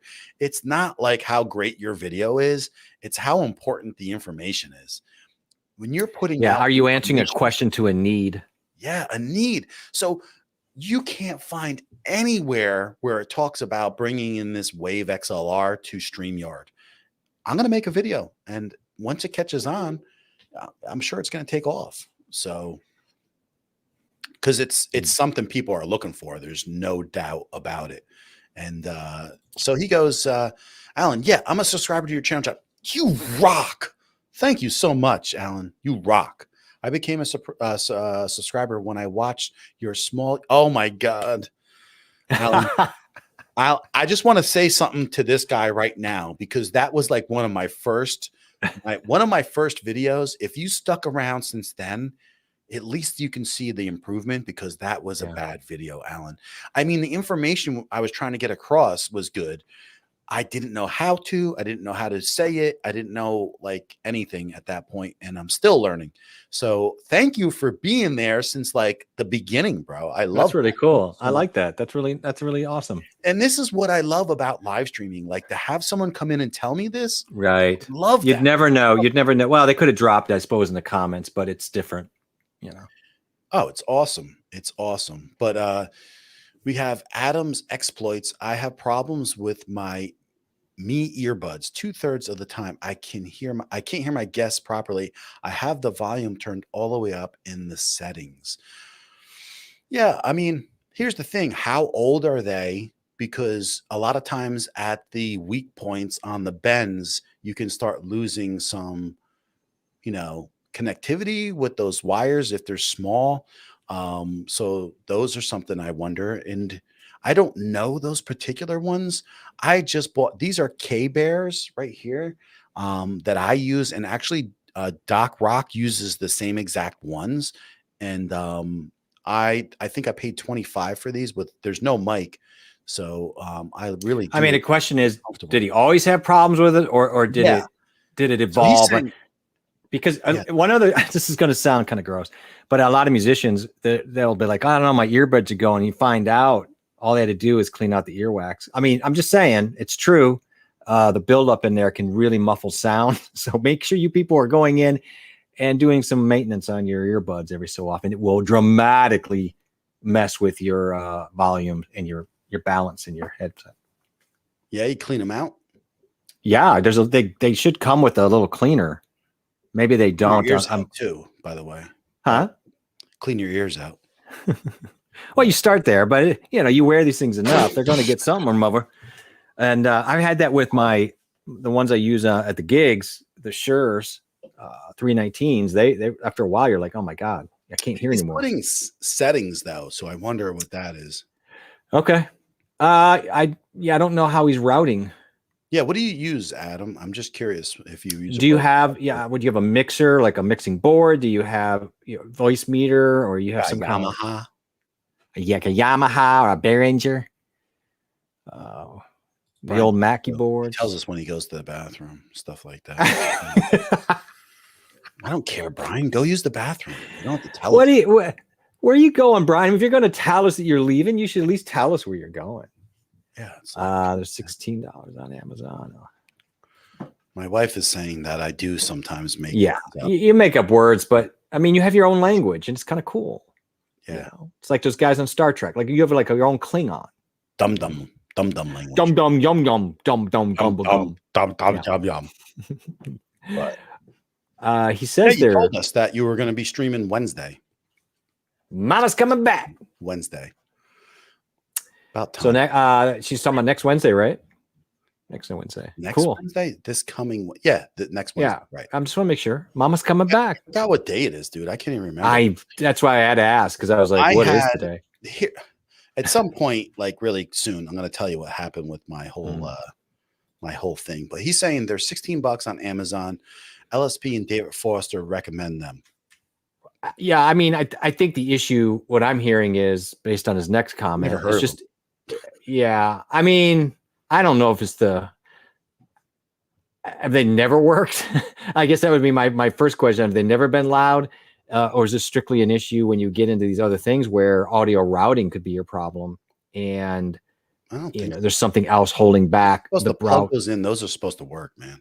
Yeah. They should. I mean, yeah. I mean, I never heard of them though, so I don't know. Well, but again, I don't know if I heard of the Mies. No, I don't know. I guess maybe I've stepped over them periodically. These knees, man.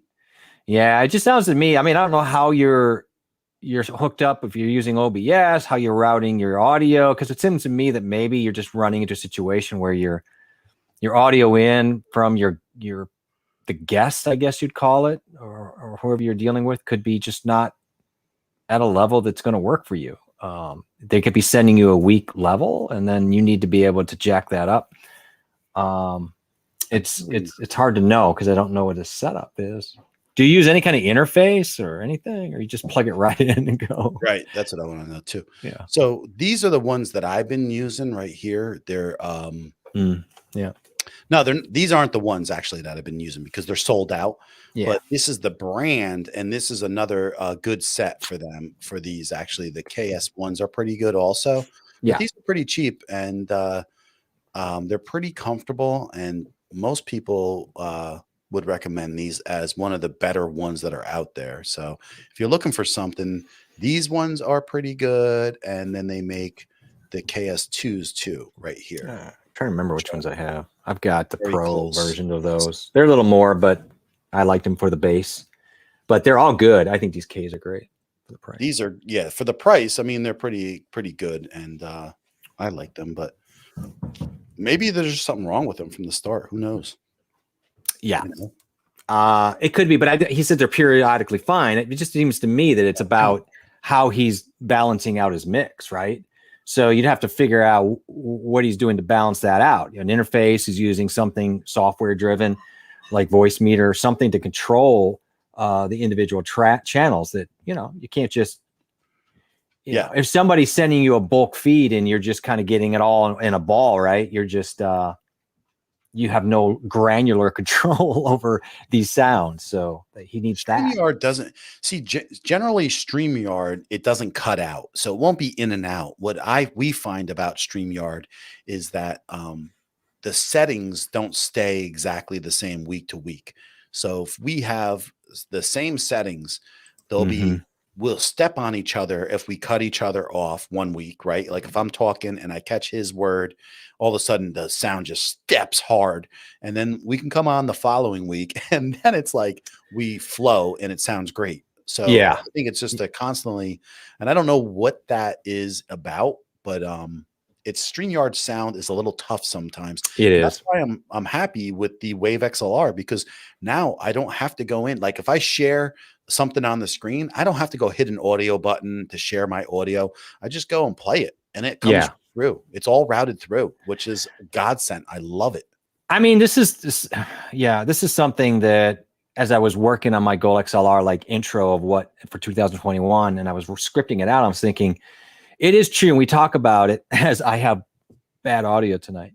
The audio component of this creative chain, I think is one of the biggest headaches, if not heartaches at times.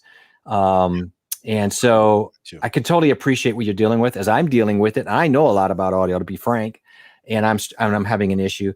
So I think it's just really going to be about you finding a way to control individually your sounds from your browser to a guest to your music that's playing and to your mic, at least those.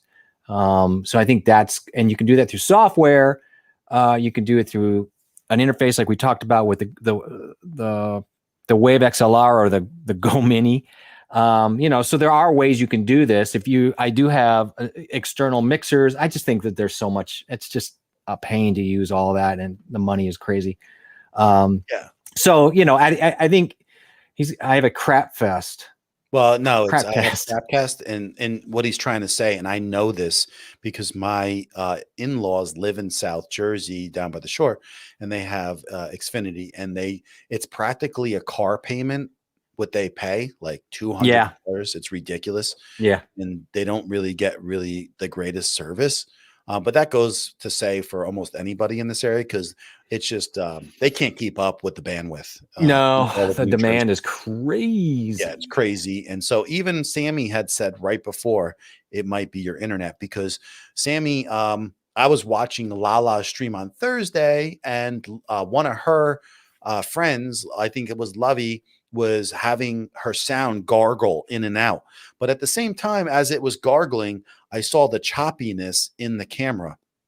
And I said, I don't think it's her phone. I think it's probably her internet. And so it looks to be that it probably. Yeah, I mean, but his original question, though, that may be true, but his original question was about not hearing his guest right. And to me, that could be the guest is not sending you a strong enough signal. And so they've got a weak input, which is affecting you. Could be StreamYard or what you're using. Of course, that could be it. Or, I mean, it's really maybe not really your fault. It may be that your guest is not getting you, and there's a block. There's a block going on in the chain between the guest and StreamYard, or is you. So it doesn't even sound like it's a you problem, to be honest with you. Yeah, it could not be. And that's the tough thing about trying to figure things out. It's like trying to figure out why your car doesn't start. It could be like 7 different things. You got to narrow it down. Somebody put something in the engine. I'm just saying, That's like work. Yeah, the internet, it holds you back sometimes. So far, I've been pretty good. And I only get about 30, 35, 37 up. But I mean, if you're going to get sound issues that dramatic, more than likely, you're also going to get some visual cues. I mean, it should be affecting your video in some way too. So there should be degradation there if it's going to be an internet related issue. So I personally don't think this is an internet issue. I think this is an issue where he's not getting an appropriate gain value from his guest. But, you'd have to check that and work on that, with the guest. So the other thing is he, I mean, see, he's saying cutting in and out though, right? That's what he said. So when something cuts in and out, it's not even like you're running low. Did he say it cuts in and out, or did he say it was low and high? If it is cutting in and out, I didn't get that. I got that it was low at times. He has to turn it up. But I mean, what does that mean? During the stream, every few seconds, or every few interviews? I don't know. It does matter, because you're right. If it's cutting in and out right in the middle of an interview, and it's high and it's low, that is a totally different issue. You're right. Okay, he says not cutting in and out, it's low. And so if you go into your system settings, are you looking to make sure, like when you go into your control panel, you know how to do that, right? When you go into your control panel and you make sure that your mic settings are up high, the levels are up like at 95% or so. Let us know if you've ever done that. And because I got to tell you, if your guest is coming in though, and they're not feeding you a good value on the mic, you're going to struggle. And a lot of people have I don't know his levels, huh? No, he's talking about his guest. He's talking about his guest. Oh, his original question his original point was that sometimes his guest volume is too low. So that tells me that it's coming not from him. Yeah, Adam, like here's the thing. I think Jeff's right. I think what it is a lot of people don't know how to use their setups, and they struggle with their sound settings.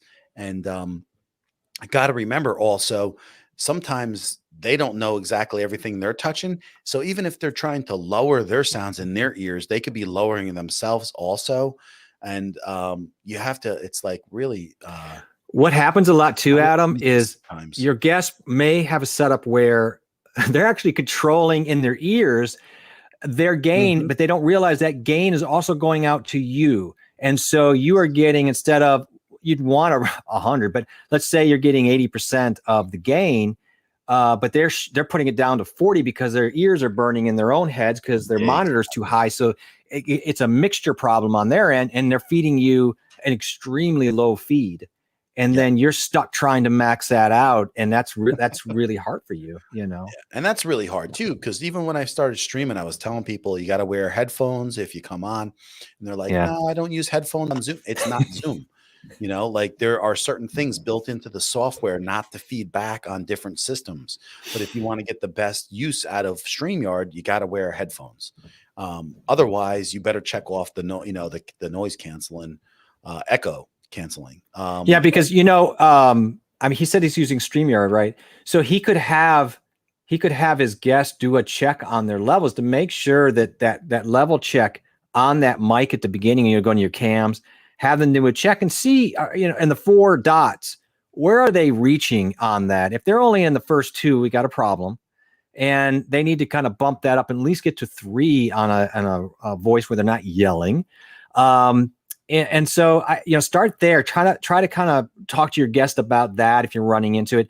Now you can go in as person who's hosting, and you can jack your guest sound in StreamYard. You can compensate with that in the cam settings. So you are allowed, I believe, to go in and push some more gain. I'll show them that if you want. Yeah. So I'll take you into here. All right. All right. So you can see I'm infinite here, but you can get the idea. I can Go big. right Go big. Just take me out and go big. Because it's hard to see.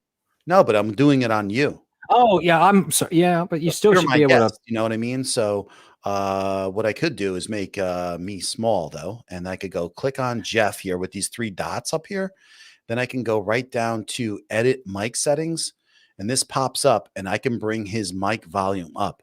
Now, just remember, this wasn't something that was here not too long ago. So these types of things, they're always upgrading things, and this is kind of new. And so you can bring up that sound right then and there, and that could make a big difference for you and help you out. That might be one thing you can do to save that a little bit and give you some kind of control over that. And, so I think, I just think if you're having, because we do very few guests, and the ones we do generally know what they're doing, but it is confusing. Things do happen. Even I've come in obviously low or high.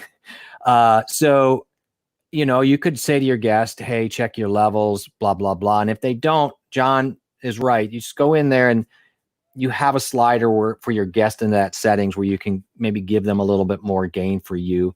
But my question to you, hey, if you record those, is the volume showing up in the recording in the feed and in the show? So if you're hearing it low, I would imagine that the people who are watching are also hearing that a little bit low, and that might be a way to say. So if you're much louder than him or your guest, that will be a telling sign too that it is definitely coming from their end. This is good for everybody to know anyway, that this is here. Is now that Jeff is bigger, he wants to see this full screen. You got these 3 little dots. When you go up to the right corner, they pop up right here. Click on those. How are they seeing it? Because I don't see it. I'm sorry, guys. Thank you. I thought maybe I got exiled. I'm like, I don't see anything. What's happening? Here. That better? No, I see nothing. I see. How come I only see me in the feed now? Yeah, that's what you're supposed to see, bro. But then I won't see anything you're doing.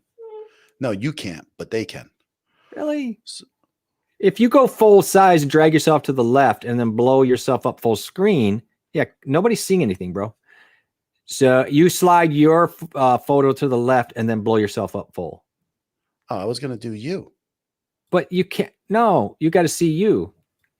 Okay. I think you got yourself. There you go. Now we can see better. Now I Yeah, gotta go. there we go. Anybody, right, guys? Am I nuts? Yeah, they're like, yeah. Okay. Yeah, it drives me crazy because I see the infinite. I So, know, and it is a problem. That's why having the screen share for a separate monitor is a best way. so yeah, and I have that right here. I should just use it. But so Oh, can you see this right here? So I click that, right? You see this? yes, we see it. It's Okay. definitely there. Yeah. So I can't do this because it's not me, not you. So I can't control myself. That's what I was trying to tell you. Oh, so we're kind of in a weird spot here where you It can't. has to be you. Can you click on my photo at the bottom to do it though? Where I'm down there, can you do Yes. it like the? Thank you. Thank you. Can you see that? Yeah. So there's Okay. a mic settings. Yeah. So if he's big on the screen, wherever he is on the screen, okay, I could do this. And so here, he's down below, and I could still do it where I could just hit this edit mic settings. This pops up, and then Perfect. I can go right here and adjust these settings up or down a little bit. Just do it a little bit and try it out. You know, go like, Obviously, you're going to want to click off the automatic if it's on. Is that on default, John? The automatic, or is it unchecked? I it's know we unchecked. have it unchecked, but I can't remember if it's on by default. We leave it off because We do. I mean, I don't want that. Yeah. I don't like it, so it's good to have it unchecked, and then you can control manually, as John was just showing you. Yeah. I So, mean, Adam, you should try that out. See if that fixes some problems for because you. when you get better with your setting up your own mics, now listen, we're fighting the battle today because it's new. I think it is in the free version, but you know what? I think it is. Feel like it is. That This they is usually a just the branding things are where they're getting you for the cost usually, Yeah, mostly. because remember, Adam, if you didn't look, they did this update. Those three little dots on the screen, they weren't something that was always there. They just showed up. So if you didn't go looking for them, you might not even realize that they're there. Yeah, that's true too. Because I went away from StreamYard for a couple of weeks, and I just listen. I've been doing. You've been doing stuff, man. You've been doing Yeah, stuff. but you can. The other thing is, yeah, I do have a paid version, but it's the super cheap. I paid $96 for the whole year, so I don't have like a super duper. I mean, I want to say 99.9%. I'm going to say they would allow for that because that's kind of critical. But if Adam, if you could report back on that someday and let us know, because if it's not there, I guess I'd like to know. But if it is there, check that out. Sammy brought up something back here. First of all, he said that he likes your wallpaper, by the way. Oh, thank you, Sammy. I'm working on that. I'm waiting for you to get over here to paint. I might talk about this in a little bit. But it says, John, I'm curious how you liking Just Create More. And I might get into this in a little bit. That's I got into that kind of early. I actually signed up for the Mighty Network like 2 weeks before she even went with going there. And then I got that link to go there, and they're like, sign up. And I'm like, oh, I'm already signed up.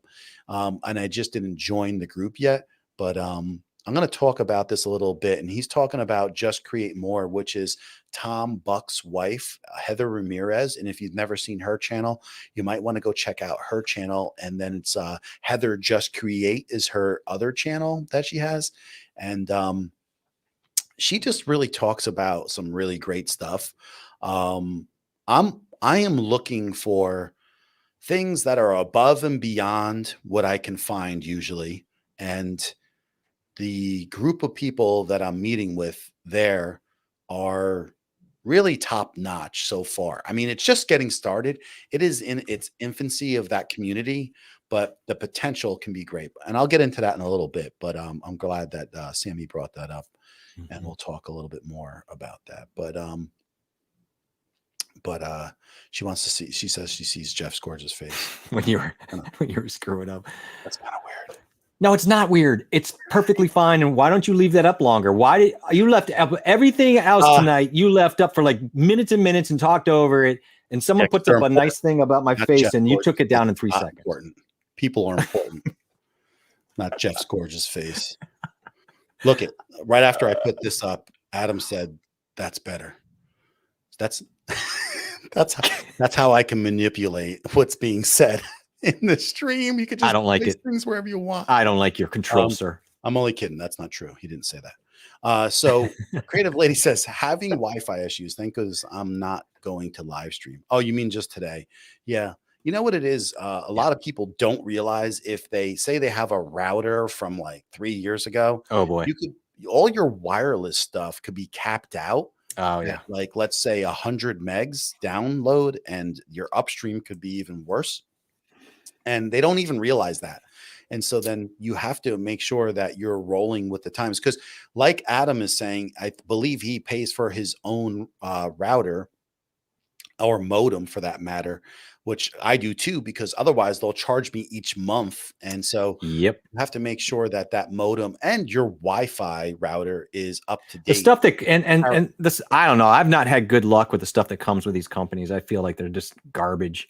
I would agree most of the time. Plus, they're giving me things that I could care less about, and Yes, I'm yes, paying for it 3 times in a year. yeah, I agree with that. I just go get what you want. There's some great products out there for good prices. Yeah, I mean, and I think they mentioned in the comment section. Of course, you don't, if you can get it, not do it. You do want to use wired all the time for live streaming. And John, yes, I see my camera moving. So yeah, I mean, if you have to use Wi-Fi, you certainly can do it, but I think we will all agree that that's always a little bit iffy at times. Yeah, I mean that's the if you're streaming and it's going to be consistent, that is absolutely definitely you want to be hardwired. Um, Yeah. it would be the best thing unless you have like really, really, that your system's pretty solid. I could very, very much rely on my system in my house wireless right now, but I feel way better just knowing that. Because here's the thing, it's not just your system too. If you're on one side of the house, your neighbor can throw 5 gigahertz signals towards that side of the house. All of a sudden, something may come up, and you could get just a Right. little drop or something.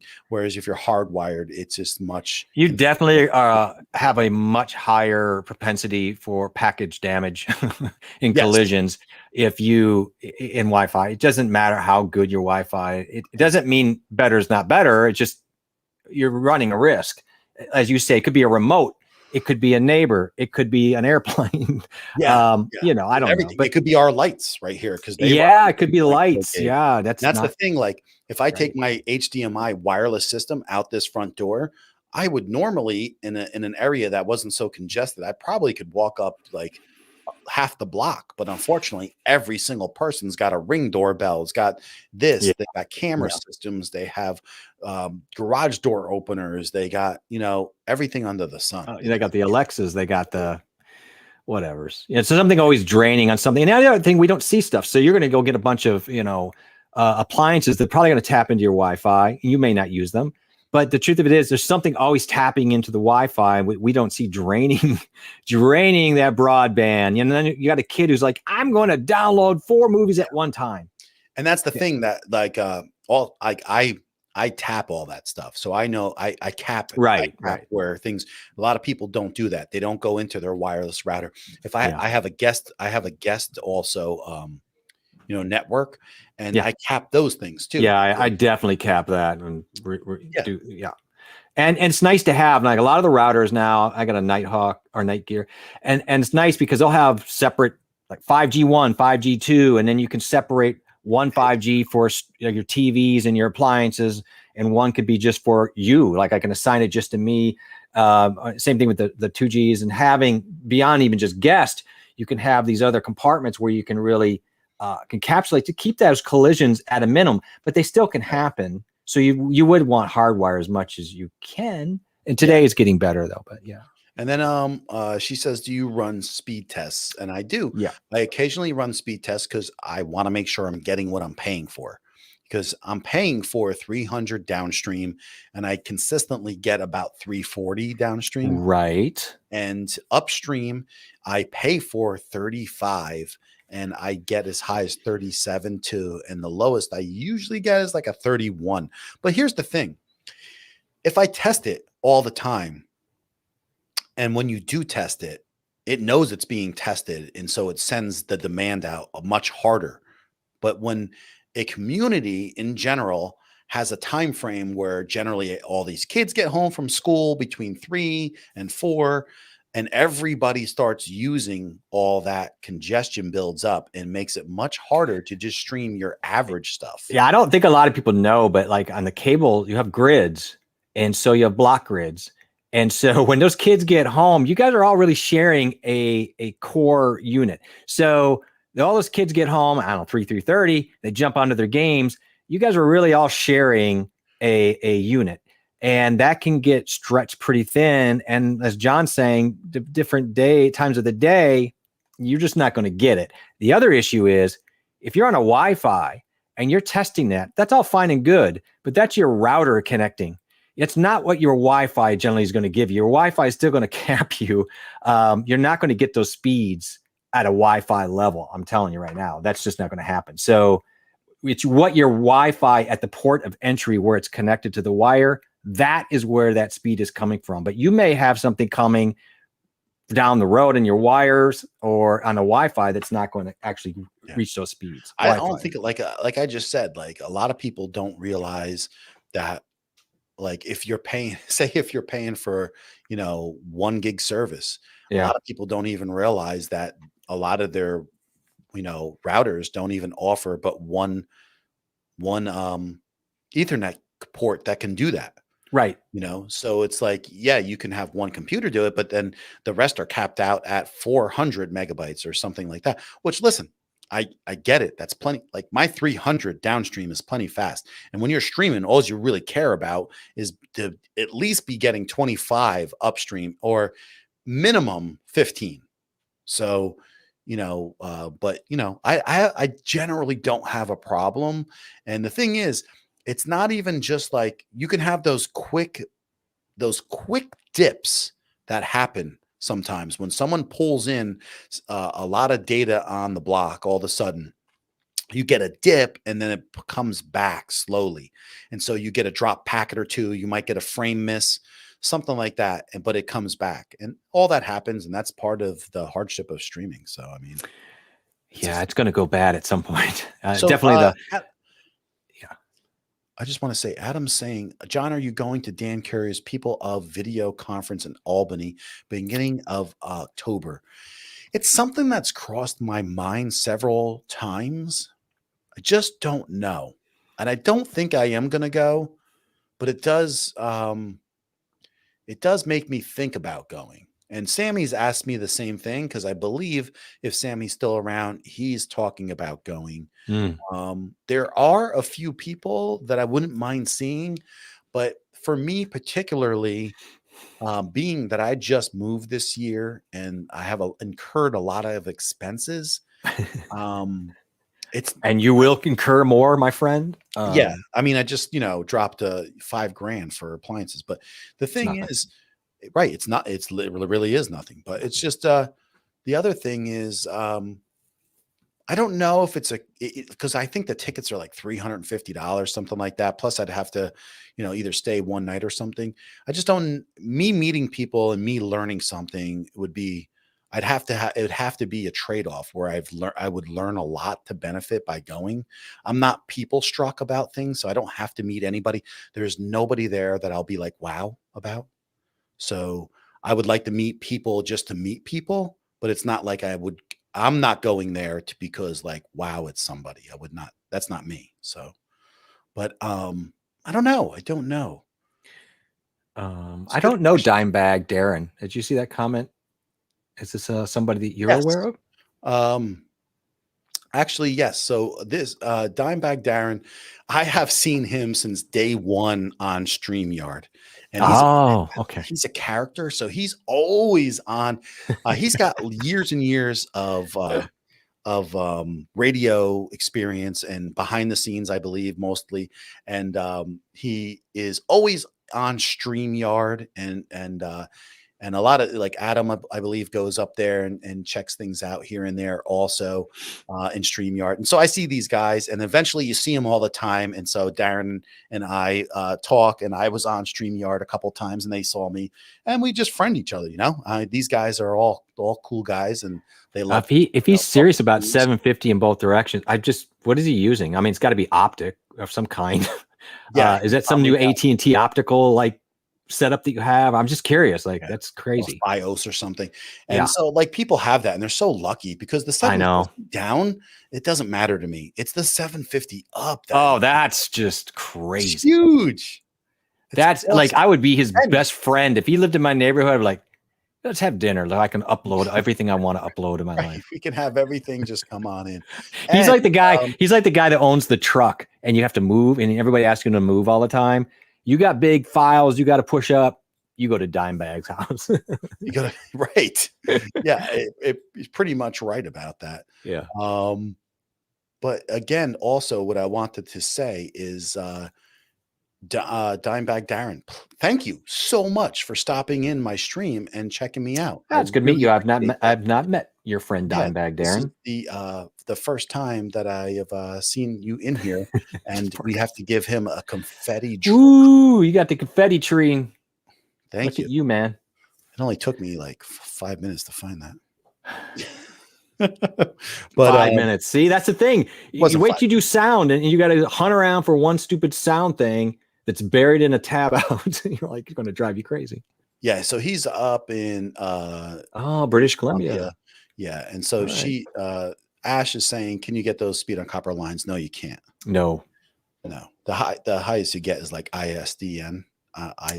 Yeah, I think you'd be lucky to have like 128. Yeah, I think that's definitely, you're going to cap there. It would be like the highest you can get is like DSL. Like 7 up would be your max, probably 120 down. 7.5 would be about right. Exactly. Yeah.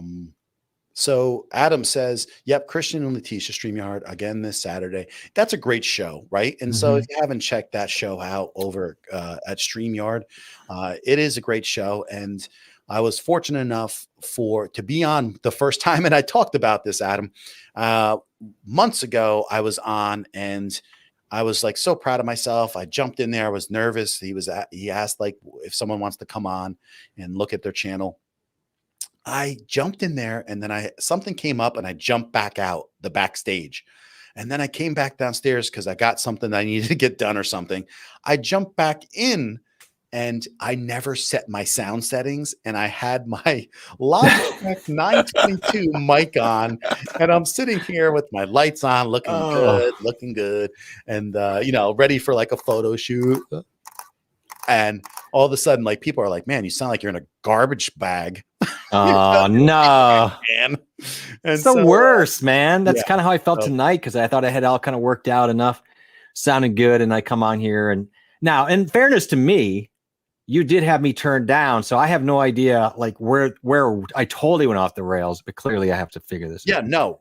Listen, it's not all your fault. It's both of us coming in and learning new things. And new things. Part of it was my fault too. So I'll take it's okay. I still like you, man. I did that with Ash, when we were both. I didn't have a lot of people coming on before, and I didn't realize that one button that I hit on the Roadcaster shut her down, and I was goodness.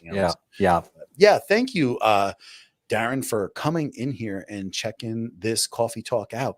We were just doing a little discussion earlier. What we do is like talk about a little bit of a topic, because I've only been streaming for 3 months and Jeff less than that.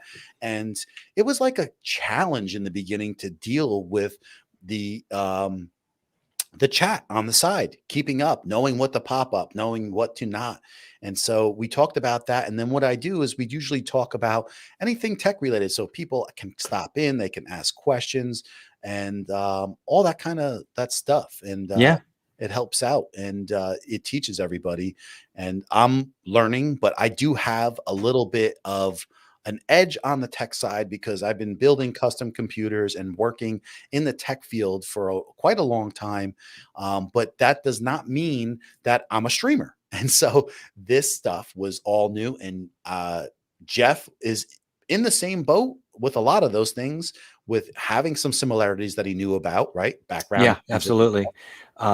Definitely a lot of, I'm in a freelancer, and I like John, you'd learn to do a lot of things on your own. And I always loved tech, and I'm so old that I did computer science and did Fortran and Cobalt. So that's aging me a little bit, but I always enjoyed building my own computers. And sometimes you had to, back in the day.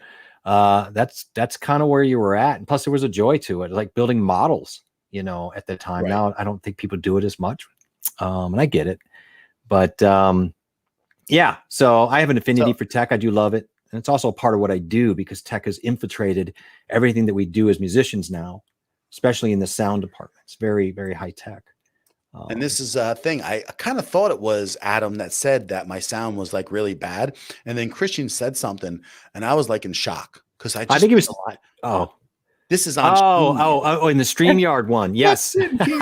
I might have just got the Rode NT1, and I was using that for like the second or third time. And I was like, oh, this is great. I get to use the Rode NT1. So Adam's just sitting here with coffee going, this guy. His sound is just garbage. Terrible garbage can. I'm going to tell him, give me a second. I'm going to write a long message and tell him he's a garbage can audio guy. Either way, it was really funny. And that's funny. I was like, what? And then I was like, oh my God. As soon as I got out of that stream, I was like, and so I don't even plug it in anymore, just so that it's never a mistake that audio gets. I had that happen with you about a month ago, just here, where I had to use my external laptop stuff for something, forgot that I had enabled that. And all of a sudden I'm streaming out using the little thing mic on my laptop, and I couldn't get it figured out. Finally we figured it out. But, yeah. Terrible sound. Ash forgives me for that day, and I did apologize. Well, she holds a grudge. So no, she doesn't. and then she's Canadian. She's gonna hold a grudge. So Adam, we've come a long way in just 3 months, and that's all just about keeping at it. And I'm learning vMix at the same time. I have vMix right now, and it will be only a short time before we're going to be doing our streams on vMix much more often. And so it's a creative challenge, because it is very, very it's technical, and there are things to really learn. And right now I'm actually using vMix, and kind of like you would use OBS and pull it in. That's what I'm doing with vMix now, because that just keeps me learning everything. So would you say, I'm going somewhere here with you, but would you say in your vMix journey here that having a Stream Deck to manage that would be a more than a positive? Would you say I wouldn't say it's a must, but would you say that it's really intricate? It's integral to what you think you'll find in using vMix? Yeah. I mean, it's to streaming, I would say. Yeah, I'm talking about streaming. Yeah. Streaming in general, I didn't realize how important it was for a Stream Deck until I started streaming more. And then I was like, oh man, I could do so many things that I don't have to get my hands into the software, right? Oh, exactly. And you're clicking on buttons. All it takes is a couple things, and you don't know what you hit, because you're trying to keep eye contact at the same time. You're trying to keep your screen in focus, and you're trying to touch, certain buttons. Like even when you set up the Stream Deck, it's super helpful to have certain things on the corners that you use a lot of the Stream Deck. So if you're going to hit the Stream Deck, over here, this top right corner, that's like that sound or this sound that you may use more. Or if you go into vMix, and these are all vMix, that this particular button does this or that. If you could set it up like that, it can help you keep eye contact with everything at the same time as using the Stream Deck. And so I am in the process of getting better at that too. So, and I'm just hammering home a point that, first of all, I want the Stream Deck, so I'm going to do that. But I'm just hammering that point about the audio too. Maybe it's not as important to the streaming itself and managing scenes and all that. But I do feel like anytime you've got to deal with getting into software in the middle of a stream, you're asking for trouble.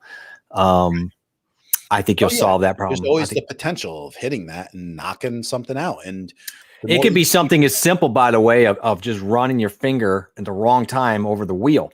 So, all of a sudden, how did that thing get up or down? Because that controls so many things. I've had that happen, and that's a lot of fun. So, Dimebag Dyer says, I work for Facebook Reality Labs. Oh, So that's very cool. Cool. Yeah. What do you, if you don't mind me asking, what do you kind of do there? And, listen, I can He's commute here to take you down.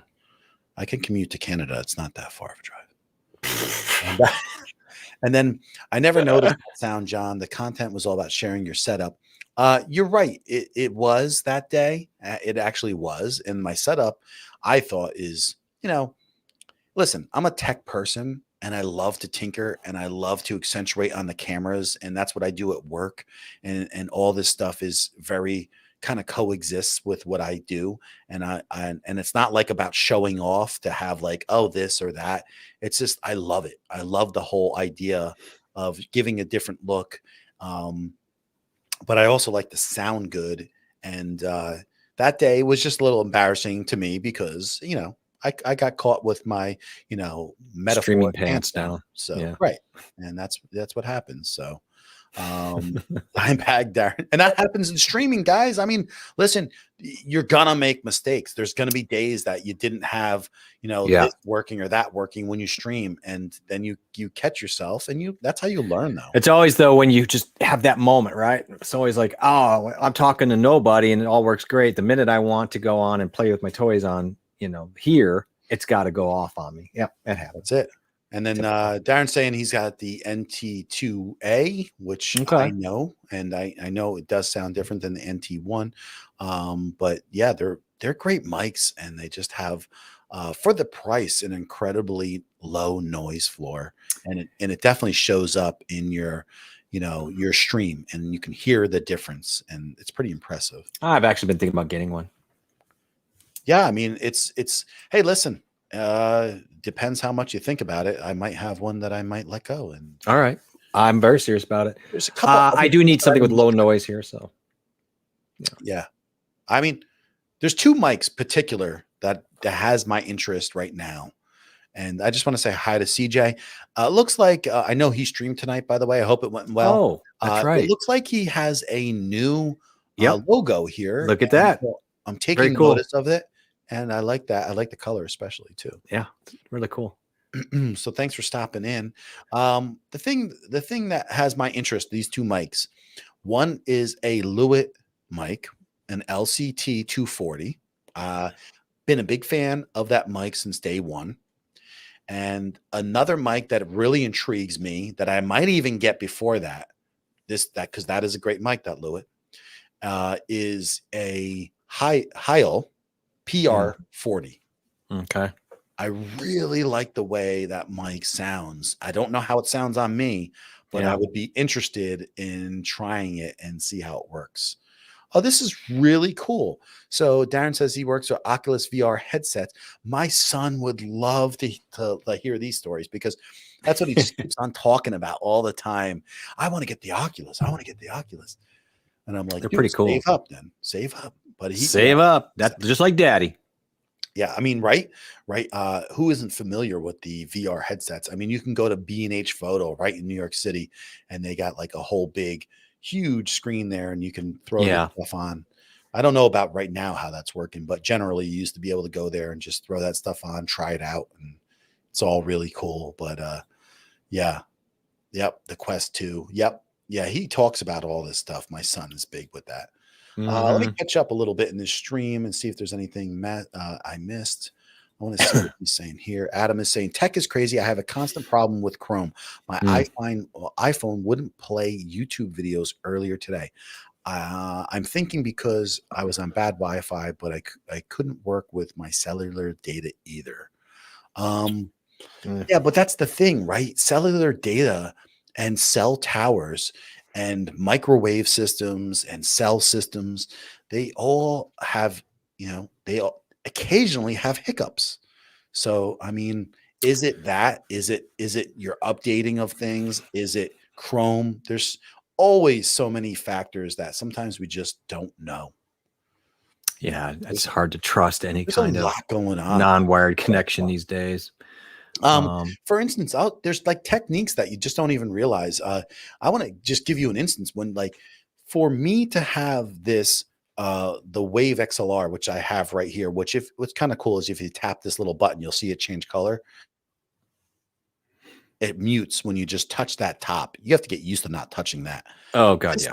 this little system, when I pull it into StreamYard, pick your mic, pick your whatever, I can't, and the options will show up in StreamYard. Okay. So my communications wave stream comes in, but it won't go through until I refresh that Chrome page, and then it comes through and I could see the green lights. If I just pick it, it won't turn green lights. And so I have to refresh and then it picks it up. So, I mean, there's little things. I learned a couple of tricks with Ecamm, like being a guest on Ecamm. I learned that I got to let myself into their system through Chrome. And then once I'm in the system, then I can go and pick myself up through vMix on an external cam. But I learned this by trial and error numerous times doing these different types of things with just like being. Well, yeah, Chrome has a way of really messing with you. If you are plugging in and out anything and you don't refresh those tabs, and sometimes you have to physically go into a setting and reset the inputs that it's grabbed onto because it won't let go. And you're like, come on, man. So that's happened to me a couple of times. And if you're on a PC, often, again, depending, you have to go into the advanced settings and hit reset, and to get everything to stop holding on to what it was sending its audio routing to. So, it's a thing. It's So Darren's saying he uses Stream Control instead of Stream Deck. Are you familiar? Have you ever heard of that? Because I haven't. No, I've used if you know Touch, but I've not. I think a Touch Portal, but I haven't used that. That's interesting. I'll have to check it out. Technical support for Oculus and Portal. Oh, so is it a Portal product? Is that what you're talking about? Because I know Jeff and I downloaded it. I just didn't use it because here's the thing: for $100, or you could pick up a used Stream Deck. I mean, I use credit card points for mine, but it just felt like it was the way to go because I didn't actually pay for it out of my pocket. But the Portal, if you're talking about the Portal Touch on the phone. No, a Portal is a different. He's talking about something different. Is he talking about something different? Yeah. Let's see what he says. Make sure you stop by on your way to Canada because I think Aaron is in Washington State, I believe. Ash is talking about her work, and she works for a company in Canada. I didn't miss it. Which is convenient because she lives there. Yeah. You guys are talking amongst yourself. I'm not going to put everything up. I'm controlling the freaking chat. I'm managing chat. This is chat management. Every single thing up. That's what I've just talked about today. Did you miss the whole conversation? I saw one comment way back in the Wayback Machine of chat. Yeah. I don't even know if he's here yet, but when Brian asked about Restream or StreamYard, what do we thought? First of all, for me, it'd be very hard to have that conversation because I haven't really gone into Restream much. I think they're very similar, but with different leans. I just think you probably can't lose with either, but I don't know if you have an opinion on that, but I'm happy with StreamYard. I actually used Restream first. Yeah. But I want to say goodbye to CJ really quick, by the way. Oh, okay. Yeah, CJ, have a good night, man. Restream, they both pretty much do the same thing. It's just that Restream you can use to go out and send it to and simulcast to many more different things, and that could be very useful. Like, say you want to embed in a website, and then you could just send it to your website, plus up to like 20 different places at the same time. It's very useful for people that could use that grand scale. It's very similar things. They just added and they're both competing. So there's some things that, Restream has. They could play background music that you choose off of their site and it comes through, because we all deal with the issue of background music sometimes. But now with the Wave XLR, I don't have a problem with background. It occurred to me and on the Portal thing, for what it's worth. I was going to buy that for my dad. He's in a nursing home. They have they're really like a video thing that you can use. I think they do other things, but I think I've been using Messenger on a tablet for my dad, but it doesn't work all that great. But Portal's got a thing where it's dedicated really well. My camera is really unfocused. And it actually follows the person. If you've seen those ads where the camera follows the people where they're on, they're on the video chat, and they have them. If you got one, you can put it up for your TV. Melvo. No, it's Portal. It's Portal. Oh, the Portal has them. Yeah, it's it's basically a Facebook product, and it's the Portal is a portal, so it's a way to have video chat. Really, let's put it that way. There's other things you can do. But I was trying to get it from my dad, and I don't know which one to get. I should ask. It'd be kind of nice to have the one on the TV because it's big. You can see that. But, right. But it'd be nice also to be able to. But anyway, you can control it through Alexa and all that. It's actually a really cool product. I just want to say it seemed really neat. I'm going to get one. Yeah, that does look cool. Anytime that you can have something following you, like AI wise. Yeah, it's really kind of neat where it's just you don't have to put stuff down. I actually have a one of those Osmo 3s. Which is well, gimbal for the phone, has that built-in software, and that's really cool. If you put your phone down, it follows you back and forth. It's really cool. I used it too. Yeah. So Adam says I use that twice. With live streaming, it's not when you're going to have problems, it's when. You're going to have them, and it's all about if you freak out or not. So who knows? When is always going to happen, that's for sure. And I love podcasting. I've been following both of these guys for years now, and they're awesome, and who doesn't love them? And they do a great job. Yeah, absolutely. It's like a must watch if you're in the mics. If there's anything here. Yeah, we see Brian saying, I have Quest 2. So there you go. And CJ saying logo was made by another fellow gamer. Yeah. Oh, very cool. There you go. That's always good. Like my friend made my logo and basically saved me tons of money. No. What is going on here? John, check your coffee. I hope he can buy coffee because the man, he do love his coffee. Dude, I'm so embarrassed. Like, I shouldn't be embarrassed. I'm so grateful is what I want to say. It's just like you should have a coffee cup that explodes and gets coffee all over you when someone buys. I am not used to this yet. So whatever the case is, you have no idea about this makes me really, it's kind of awkward for me because it's it's all new. It's also new. So I've had several people buy me a coffee, and several of them I've helped out with any kind of information, and it's just wonderful to see that happen. So thank you so much. And he says he's always closing Chrome tabs. Yeah, you're one of those guys are you one of those guys that has 30 of them open? I have that, but now I don't close them because I can put them in the groups and tab groups, which I love, by the way. Have you been using the tab groups in Chrome? No. They're fantastic. I never have a ton open. I do. Do you? Yeah, I'm always researching. And so he's saying, you're right, Jeff. I mean, you know about I don't know anything about this. Yeah, it's a cool product. Although I'm seeing some things in chat that got me thinking from some of the responses, but it is it's an electric show. Yeah. I have to find out what this is all about. Jeff, also, can you stop by to have some arepas, right? You can, for sure. I've never gotten to Venezuela, and I have gotten La Paz, and I got to Tacna, Peru, when we went to look for llamas, alpacas to import years ago. But I never got to Venezuela. But I would love to have some of that food. So let's make that happen. You try to throw these llamas and alpacas into every stream. That's just for you, because for some reason it makes you laugh. I don't know why. I'm gonna make Jeff alpaca his stream. That's so bad. Oh my god! That's a joke, right? Yeah, it's terrible. I have that same kind of dad joke syndrome. I missed maybe a couple things here, so don't. Well, you're managing chat terribly at the moment. I know. No, I'm not. Yeah, a lot of people are talking amongst themselves.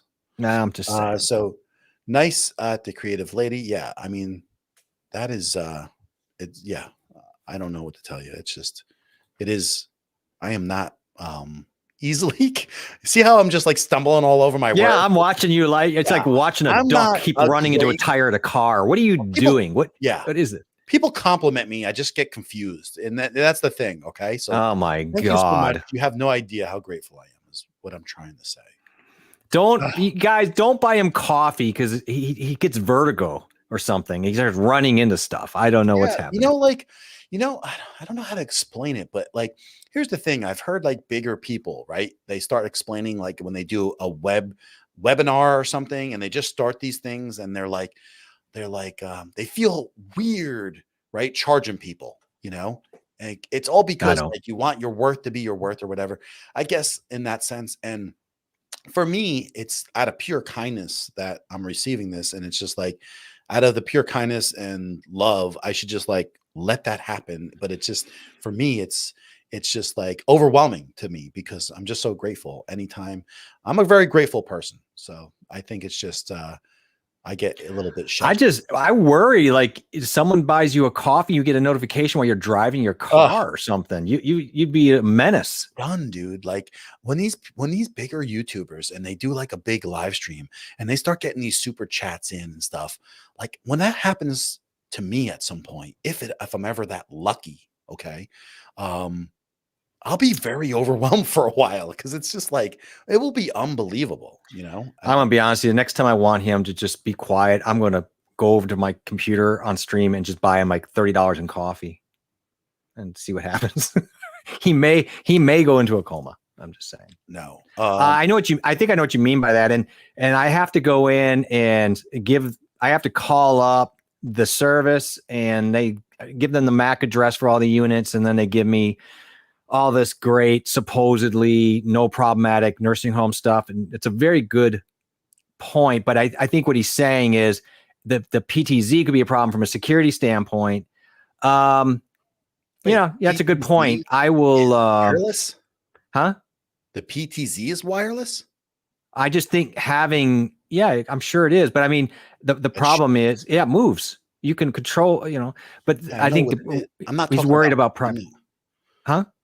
I'm not talking usually every PTZ I ever installed, and it's only been like hundreds and hundreds, that it is a direct Cat 5 right to the PTZ, and it's power over Ethernet, so it runs from the switch.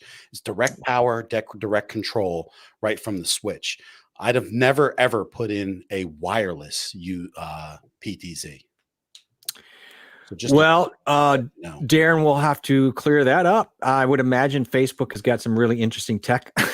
I'm sure they might have them. Yeah. I hear what you're saying. Usually, you're right. Usually, it would be a wired deal. Because I go 90 feet in the air on third-story buildings in Hoboken, New Jersey, and install them on each corner of the building. Yeah, and so they're the reason to be hardwired is because they're PTZ. They don't. The security system by no means wants any chance of having them down. Right. So they would never run a wireless system for them. I'm laughing at some of the comments on the llama stuff in there. Your wife making me laugh. I got a comment to her about this, about the llama wool. I do know because we own Shetland sheep, and but we had alpacas and llamas, and they are better. It's hyperallergenic, so if you're allergic to sheep's wool, you can wear that fiber. It's a hollow fiber, which is really nice, so it insulates even better. It's a beautiful fiber. Did you learn on these streams, people? Yeah, you guys needed to know this on the tech stream. You know what? They're interested. Shut up. They need to know this information. Yeah. Oh, that's true too. So, yeah. We can buy you a coffee, but we can't talk about llama wool. Please stop it. No, I'm not giving Jeff the power of anything in my streams. I don't know. I think we should promote Dimebag Darren to moderator, and he should have more input into how the show was done. Too much information away. He didn't even know about that. All right. I'm just saying you should really, if you're going to chat manage, you should take what they say to more heart. That's all I'm saying. Sorry. That was a very good suggestion. You just poo-pooed. What'd you say? That's his brain laughing. By the way. Adam says, I spent almost $3,000 between equipment, courses, and books. I asked for support. It's awkward though. Is it? I don't know why I'm laughing. It's like, why is that awkward? You've just paid for all that stuff. You should ask. But that doesn't bother me. It's just, you know what it is? It's like I get overwhelmed when I see a lot of kindness. Like I don't like. Have you guys ever like Adam might be able to relate to this, and Sammy for that case. I'm from New Jersey, man. There are not a lot of nice like things don't flow and people aren't smiling with roses in their teeth, going, "Hey, have a nice day." it's like my Oh, backyard, by it's the way. like we live some pretty hardcore areas, and I don't know if you know this. I work in Newark, New Jersey. It's a rough neighborhood. I mean, not that people can't be kind, but it's when there's a lot of kindness that goes around, and especially in this community, and people are helping each other and stopping in, you know, for the right reasons and giving like a lot of input and supportiveness. It goes a hell of a long way with me. That's all I'm saying. You don't think that I could read between the lines of every single person. I know everybody's motives before they know them. So I get it. And so when people drop in here with an extreme amount of kindness and a lot of input, I see it. I see it like nobody else does. So is that enough? Did you get me? Coffee is I got you, man. I feel coffee you. is with us, surrounds us, runs through us. Thank you, Brian. Thank you. Thank you. Ryan just made coffee like a part of the Lord of the Rings series. Yeah, it's in us. It surrounds us. It runs through us. Fido, let's go. And then there's like, yeah, and then we got like, and this is like Aaron, like every time, right? Like the guy never comes in here, never promotes himself, never says anything about himself. And it's just like, always says, John, share your link. John, share your link of this. John, share your link. And it's just, it says volumes about people. It just feel like you should pay Aaron more. That's all. Oh, Aaron's just, he's a good dude. And he is a good dude. I'm just got to check out his channel. It's fun. I like it. I like his channel. Yeah. You'll really like the way he delivers his messages. I do. I think he's got a great presence. And he's got to get on here. I asked the guy already. He turned me down last time. So he's going to hold out till his agent gets what he wants for his rider. So right. Yeah. So people aren't nice. Drive on the New Jersey roads. I know, Adam. Adam's just dropping it. People aren't nice. They aren't. Yeah. It's like they ain't any better in Chicago, by the way. And like they filmed the show literally right 15 minutes from my house. So you know what I'm saying? Like Tony Soprano. I've been through all those areas. Yeah. It is pretty, you know, hardcore. So it's hardcore. It is. No, I don't think I'm going to New Jersey. You know what's really we have to catch dinner. We're going to have a creative dinner. You're going to go to like if you're going to go to New York, you stay in Jersey. It's cheaper, right? But I always stayed by Central Park. The Park Central is really cool down there. That's a nice hotel right across Carnegie. Huh? It's good if you're rich. Well, I didn't pay for the hotels; they had to. But but I just love that hotel. It's right. I just love that corner right there, right across from Carnegie Hall in that corner. Probably slept in the park is what he did with a newspaper. Yeah, but I mean, I passed out a couple times in there, and then get horses, pooing all over you. No, that's Jeff. That's Jeff. But he's saying I don't think I'm going to New Jersey. New Jersey is the Garden State. Isn't that so weird? Because you wouldn't realize this. There's so much farmland in New Jersey. That's what's the crazy part, right? Because no one ever sees that.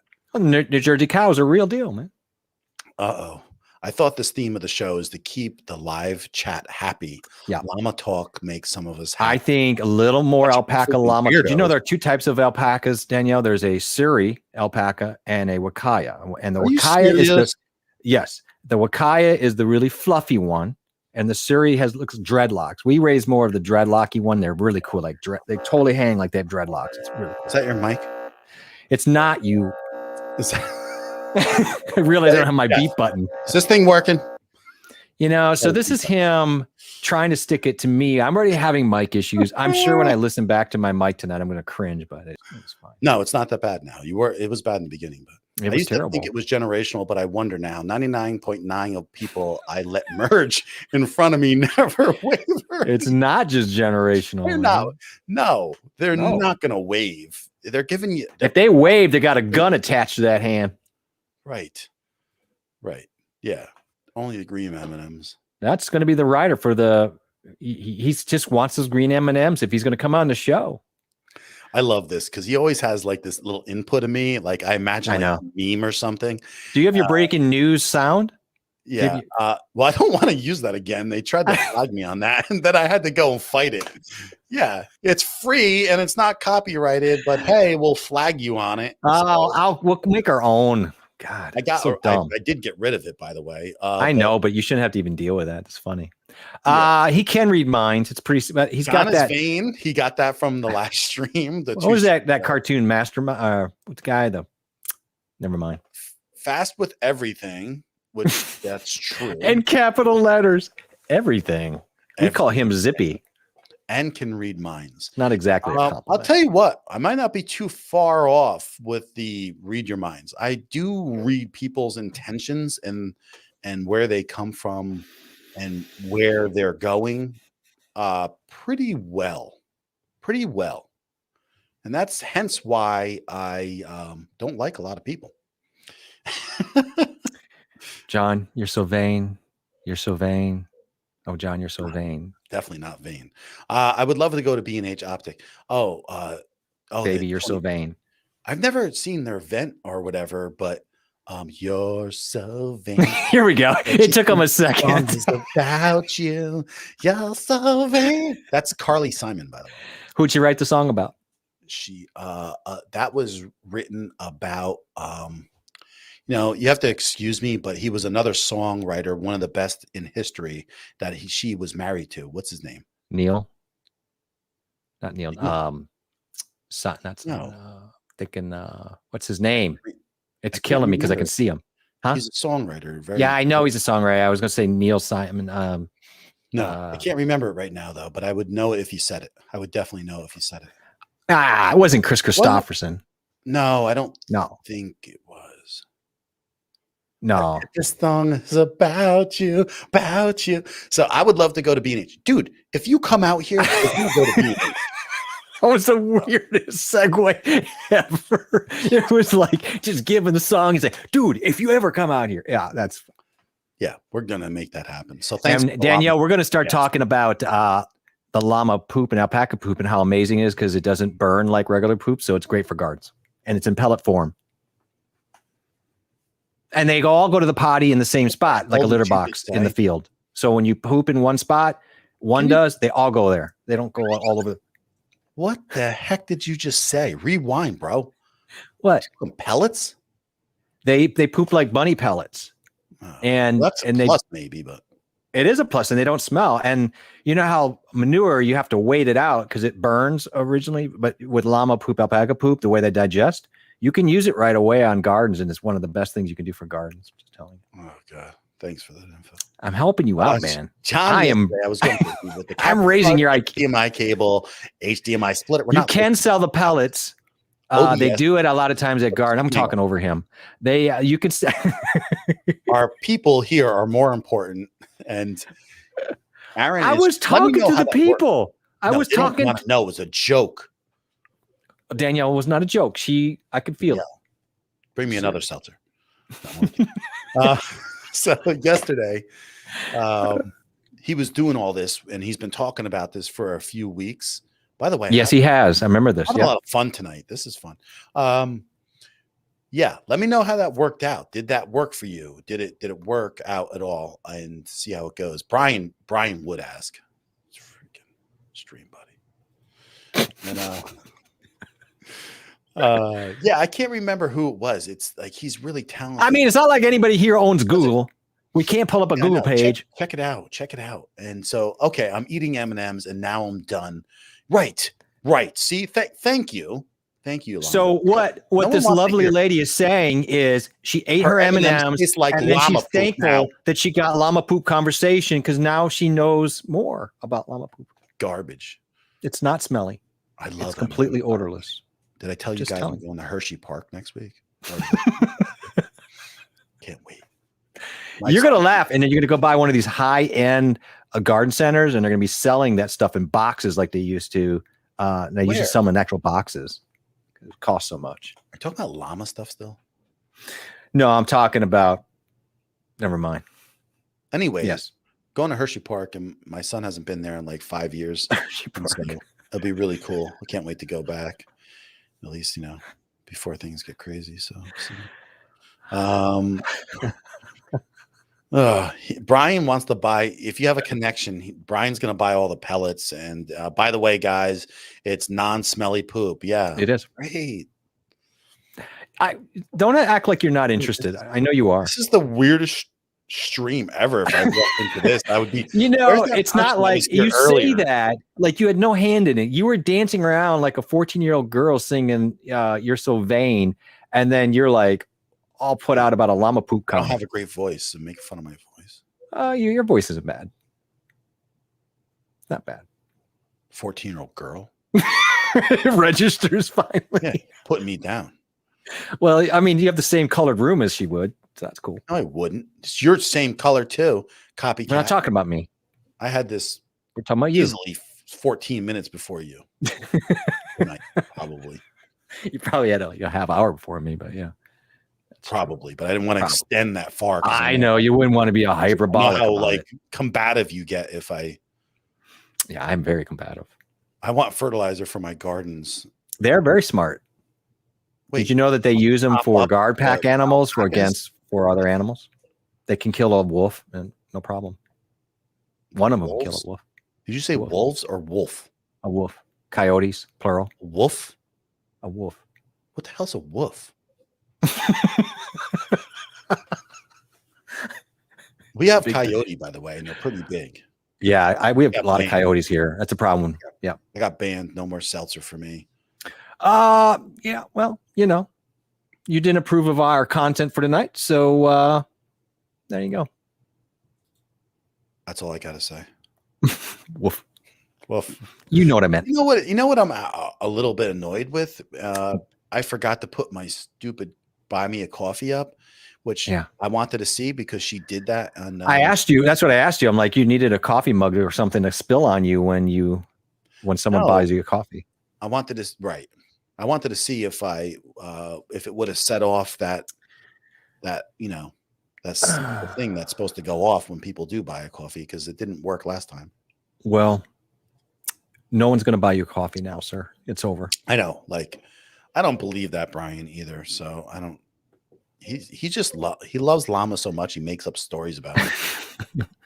I don't think that's true. I'll tell you one thing: if you've ever had to give a llama a shot, you'll know how strong they are. How they can take you down. So he's saying it did work, but the f4 lens, the lighting would not work. That's why I'm looking for a secondhand Sigma 31.4. So but I don't understand with the lighting. Didn't you just adjust your ISO? Mm-hmm. So if you're at f4 and you got your other one, right? I mean, he obviously knows this because he does photography, but it didn't like the way it matched up. It didn't look good. Dynamic range didn't look really good. Just curious to what you think. I mean, yeah, I get frustrated once in a while trying to match up my two lenses. I mean, the 5100 with the stock lens goes to 3.5 if I'm lucky. And trying to get that balanced out with the 6400 and the Sigma 16 is right. It's frustrating. I think it's hard to sometimes match up things. There's no doubt. It is. It It can doesn't have appreciate to be perfect though either. No, and I think that's the thing. Like I gave into that and just said it is what it is. And sometimes that's cool just to see that difference too. So. Yeah. I'm not trying to be perfect either. I mean, but I know Aaron likes perfection too. I mean, you shoot for it. There's nothing wrong with that. No, it just slows you down. But the thing is here, I think Darren's like, you guys are really kind of boring too. So I think he's like, do you have guests? Please have guests in the future. Yeah. But have somebody who can articulate. We do have guests on occasion. We have done that. And soon we're going to be having probably Brian Paul on. And then actually we were going to have a couple people from the stream here and there on too. And it gets kind of fun when we bring some of these people on. But more than anything, it's like the more we keep on going, the more we practice, the better we're getting at streaming and proficient. Right. And then at some point, we will dial these streams back to, hour and a half. Right now, it's just like, it just keep on going, messing with stuff, interacting with people, getting better Yeah. with chat, getting better with everything that comes in. It does help us learn and keep the curve going. And then once I go right full to vmix, probably, I think Yeah. maybe we should do it next week. Yeah, let's do it.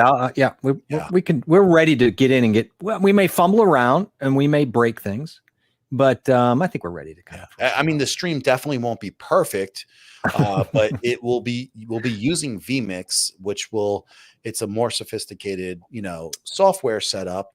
But it's tougher to use overall. So we'll see how it goes. I mean, we got nothing to lose. You got to learn it. So Well, it's not like anybody's going to fire you if something goes down. So all animals are nutty strong compared to us in equal size. Yeah. I mean, if a hedgehog, same size as a human, they'd probably be stronger than a human. I don't want to say anything, but I picked up a full-size dryer today by myself, pretty much. So yeah, they're made out of like aluminum cans now. So dryers are light. I mean, your arms are made out of aluminum cans.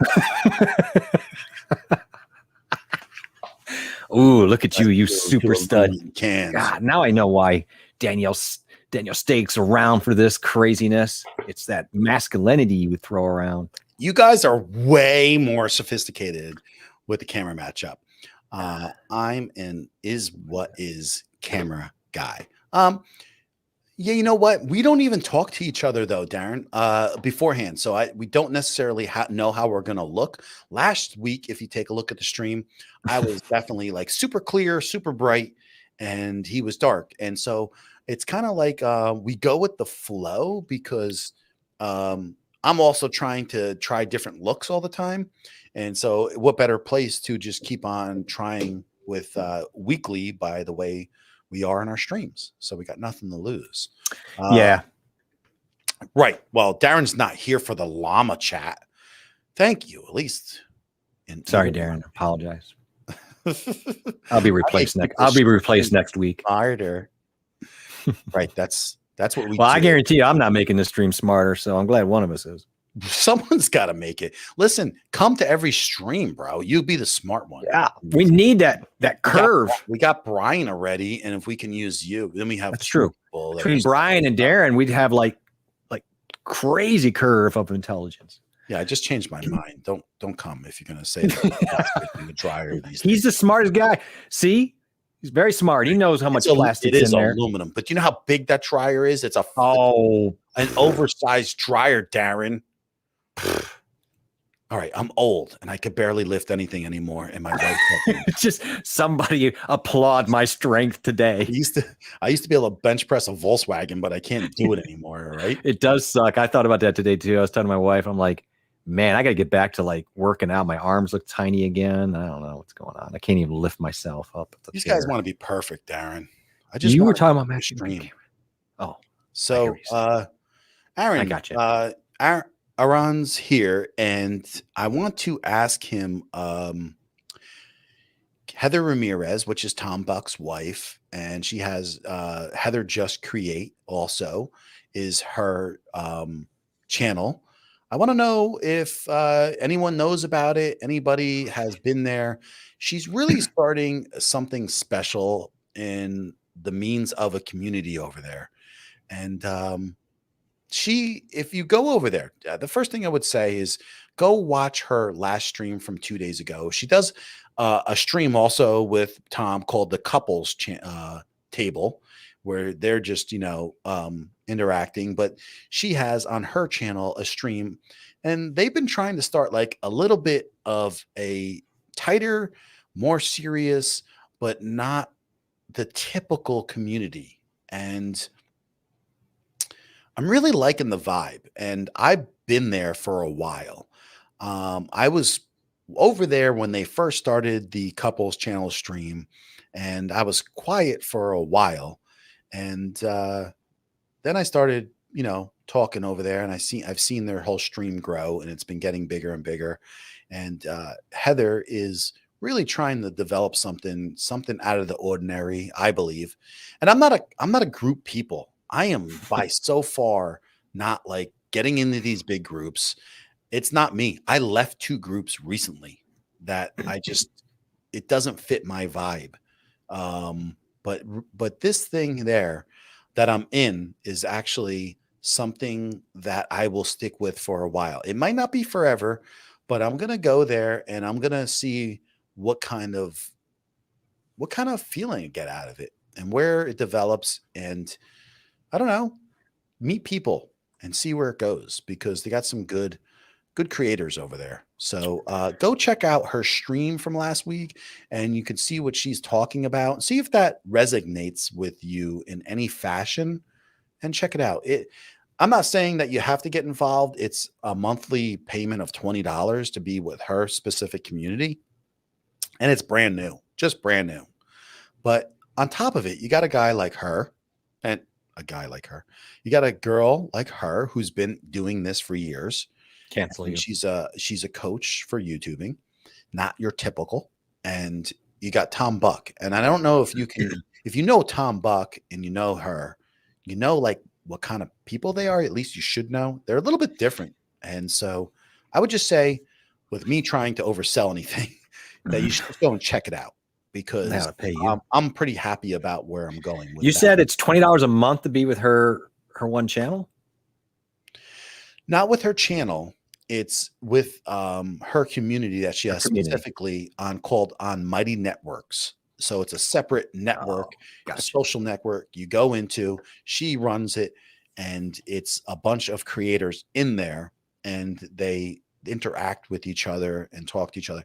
And it's not my gig usually, you know? And I actually made a comment like that yesterday in there, but I'm just going to see where it goes. And I like the people, and I don't have to be in it by any means, but Ricky's in there too from, Filmtopia. Yep. And they're good people, man. They're just good people.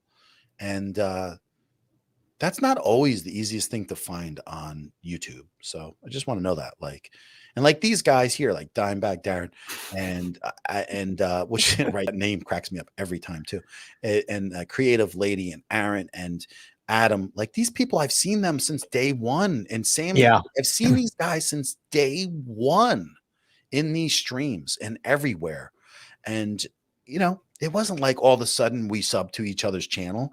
It was over time, getting to know these people, seeing them over and over, building a relationship and hearing them talk about them seeing me get on stream. It's like, it's a whole thing that just organically kind of just happens. And it's just been cool. It's been cool. We're just going to ignore it. Wait, you're just going to step over that comment? Hold on. I know about that channel. Okay. What, this here? Yeah. She didn't. We're just going to ignore it? Yeah, well, she did help me, but she probably thinks she didn't help me a ton, but she did, and she's like the best. She helps me with everything. She's calling you out about you picking this thing up by yourself. Oh, what? I helped you? Yeah, she helped. She did. She did help me, but I did. What I'm saying is, I did take it off the day before by myself. Right, Hon, tell him I took it off by myself, and tell him he's a big boy. Tell him. I probably could have put it on by myself, but I just did not want to. It's probably not really in your best interest to do that. No, I'm not trying to be a Superman, and it was a very tight. You are Superman, but I'm just saying that doesn't mean you have to prove it. I used to be. Your son and your wife know that. But ever watch the show Bob Hart's? I know of that TV show. That's the one with who's the guy? That's driving me nuts. I never heard. Oh, it was the guy. He was he was a cop in a sitcom before, but yeah, I think I know which one he's talking about. I get you, Aaron, and it's not for everybody, but it's just something that I want to go and just try for now. So, yeah, I might give that a try. It's interesting. I anything where you get a little bit of a different type of community in a world where, so it'd be interesting to see what's going on. So I did miss that one thing Aaron said. I want to go back really quick. It says, Aaron, all glass has a look. Just adjust the tint to get the green out and add magenta. So that's a good tip from Brian, because he was saying here, I have my main camera at f1.6 with the Sigma 16. That's what I have right here, and Jeff has. The lighting is adjusted accordingly. I guess I can go use F4 for everything, but even with that, the color rendering is terrible, greenish. Huh. So wait. What It's kind of Sony. camera does he have? He has a Sony, I guarantee you. Yeah, I because guarantee it with the greenish. everyone tells you that it's greenish. Yeah, It's pukey green. Yeah, I mean, Yeah. that's what happens with a Sony. it's true. Right away, I'm like, I saw that. I'm like, it's got to be a Sony. if you go to Camera Conspiracies, he says it all the time, and he's a Sony fan. Yeah, But he it's just what it is. hates the colors that Sony is. But he makes his own LUTs and he makes whatever, and that's Yeah, you can get around it. It's just right. So what is this? What we're up to here? I hang in a stream where the guys give away silver. I want to be in that stream. Well, So, we should give away something. We should give away copper. I think he's saying that if we don't give anything away, he's not coming back. We had llama poop, but we handed it out earlier, so I guess that's gone. Sorry. So Brian Paul says John makes communities, doesn't join them. I don't know what I make. All I know is I wanted to start a stream and I wanted to have people come in. I want to have some serious talk about things. I want it. But the thing is, it's hard to find people on the same levels. It's hard to find people that can take critical thinking and use it for themselves. It's hard to find people that are willing to put the hard work in and accept all those factors. It's hard to take criticism, to improve upon. But I just, I don't know. I know that I have a goal and I have a mindset about it. And I think Jeff is serious about it too. And Perfect. The whole plan is really deep and I just want to go for certain things and not make this a game. And along the way, everything I'm learning is not just for like a game. I'm not trying to use all this hardware and learn how to use a camera, learn how to use editing. Like, guys, this is like, this is 10 months into learning everything brand new. 10 months.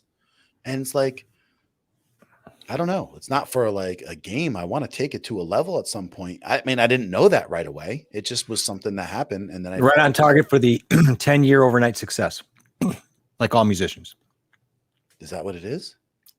So we always tell everybody because oh, you're an overnight success, and everybody that's ever been in the musician, for the most part, is 10 years of working before they were overnight. But we'll be a 2-year overnight success. Don't you worry about it. I'm reading some of the comments here. Thank you. I mean, we got a lot of good people here. And the more and more that I just keep on trying to be consistent with it, that's what I want to strive for. Well, I mean, I have noticed that, we knew it would kind of fluctuate coming out of our groups that we were doing before. You have hangers-ons, and that sounds like negative. It's just people that support you out of the chute. That's normal. And then they have other things to do. But eventually you have to create a magnet for the people that have your value systems and that you're trying to really reach. And I can see that happening. I can see these little progress supports of like the people. There's some amazing people in here. Some people I've never met. I never met this wonderful woman, Yolanda. But I can see a consistency in the value system. Now, Yoko, not so much. She wasn't maybe our people, but everybody else has been pretty good. That was one of the funniest things about it. Yeah.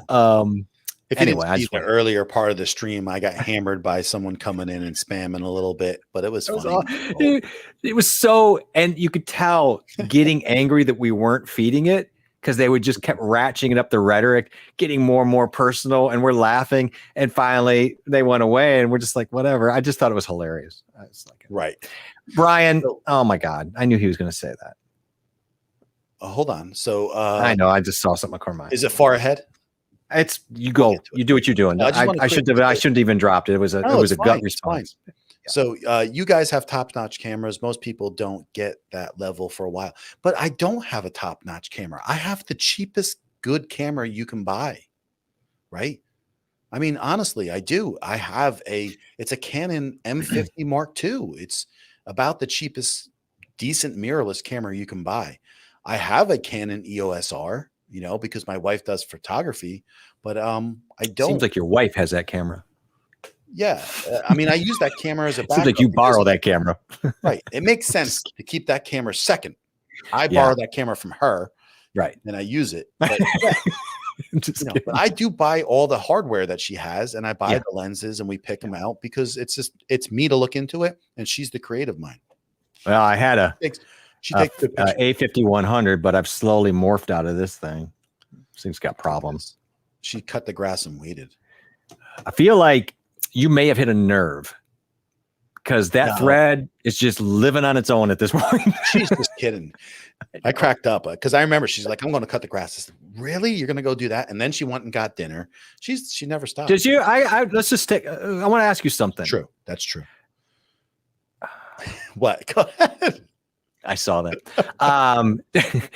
Does your wife do most of the mowing of the lawn? This is just I have a question. I'm asking this. By and large, in here, she's done more of it. Okay. And she's more of the outside. Here's the thing, especially during the summer, she's off for the summer, but Yeah. it's almost like she's busier in the summer than she is. My son goes to camp. Right. My son goes to rugby. My son is like wants to start jujitsu again, but we might have to hold off on that. To go to the lake and go swimming. It's all about having a great summer for him. And then I go to work, I get home by 5, and half of the time I'm trying to do all this stuff, and I get 4 or 5 hours of sleep a night. And so if you're lucky, she's really on the ride of this YouTube thing and supporting me. She is wholeheartely. Yeah. If You have to have that, believe me. Her support, right? I would not be able to do this at all. I would have gave up already because she's carrying that extra load right now. And she's got a master's plus, I think, like, I don't know. What did I say? 40. He's working up to that drink, guys. He's almost got it. She's got as high as she can go. So, I mean, what is Dimebags? I think you guys would be good guys to be associated with. I'm a lead singer and a bass player too. I'm a drummer. Oh, Let's cool. make it happen.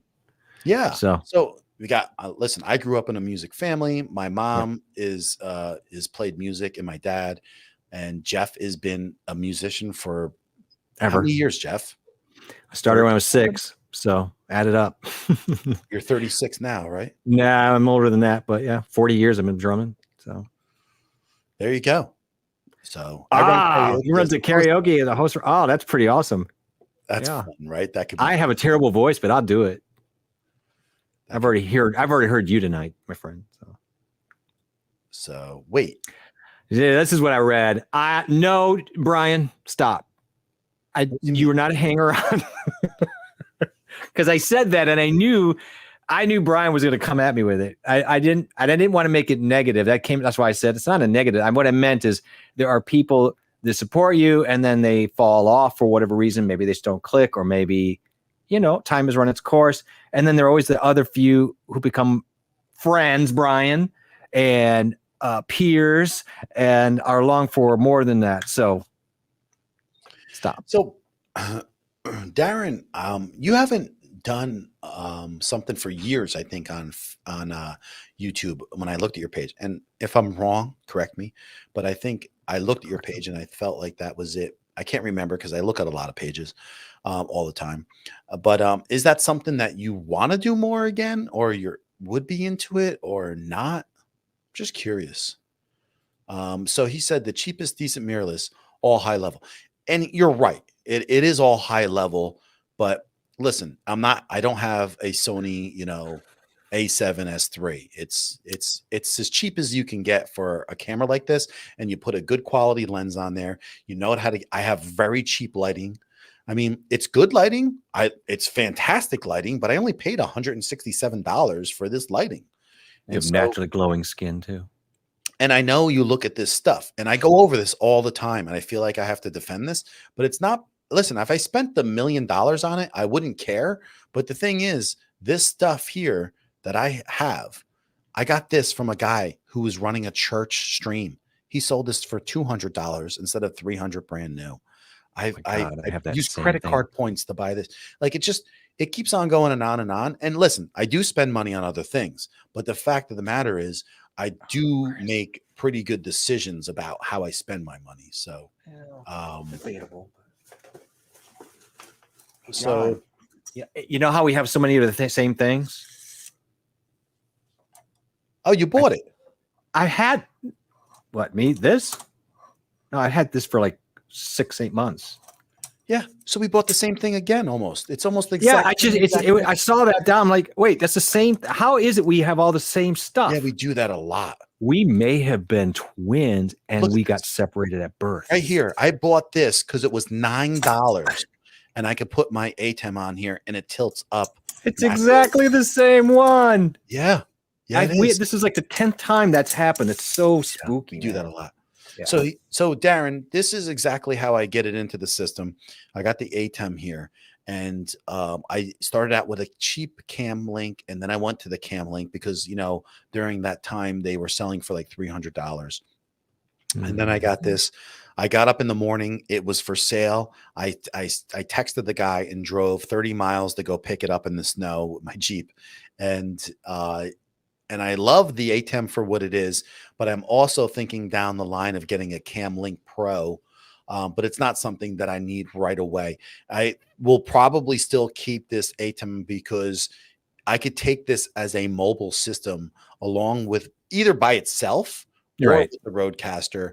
And I have a wireless HDMI system that I use, which is the Hollyland setup, the 300 Pro.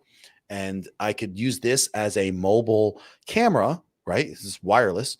And then I could have 2 other cameras at 2 different angles, and I could get like a 3-angle setup. And this is like for the potential of making side cash. So there could be, if I feel confident enough, there could be situations where I put myself out there to make some side cash with some certain situations. And this stuff would pay for itself in probably 2 or 3 times, so that's true. We'll see where it goes. If not, I got my Roadcaster from another bigger YouTuber, and the same situation. I paid way cheap for it. And the story goes on and on. Listen, I live where I live and I work really hard to get things cheap. All right, yeah, you're lucky you're in the area where you're at because you got Chicago's about an hour or so away from me, so I get a little bit of that, but I don't like going to Chicago anymore. So. Live jam session. That's kind of come in the works, I think, eventually. Let's do it. Then I am between 59 and 69. I'll make a joke about that, but that's a rated R. It's another at night thing we do. And then he has no musical ability. I don't believe it. Setup is just like yours. Oh, that's awesome. Yeah, I think he has the ATEM mini. Yeah, I don't have that, so he made a comment. Yeah, you're putting together a good system too, though, man. Mm. Aaron uses the A6000. It looks good, not 4K, but still, yep. And this is another thing. And listen, it does look good. I'm tired of having arguments with Sony people. But the truth is, and I'm not lying to you, this is the truth. And you could go look at the smarter people than me. You don't have to listen to me. The 1080p in a Canon usually looks better in a Canon over a Sony. Say what you want. It's pretty true. It's true. Face shot, overhead shot, crane shot of my area. That's and I usually have my third cam, but it's just not something that I have set up. So question, explain the benefits of 2 monitors. Yeah, I mean, this is really simple, right? Because when you're streaming, I could usually go for 3 even. Yeah. But when you're streaming, you're trying to keep track of several different factors. And so just alone right here, I'll separate this a little bit. Let me see. I'll keep you guys over here and I'll pull this over here. I came really close to Xing out vMix by accident, which I could come back in because it's streamed. No, but that would have been that would have been embarrassing. That would have been a perfect example of not playing with stuff as much as you should. That would have been. I'll be like, okay, John's out. Right. Yeah, and there's so many things here, but hopefully you can see this, right? Which is display 2 right here. This is the whole setup on StreamYard, right? So I'm working this over here in the chat and our setup, and down here, all these types of things. And then on the display 1 is am I doing? My vmix. So look at this. So here's my vmix. This is my streaming software. So you're seeing just a bit of it, but it goes down here, right? I got these overlays and all kinds of stuff in here and audio to control on the other side.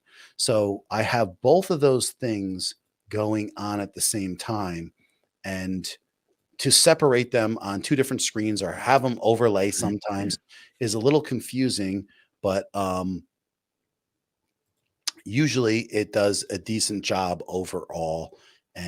But it's work. It's work in everything, and it can get confusing. And having these two setups can definitely make things flow a lot better. Yeah, I think too. There are some really good reasons to have.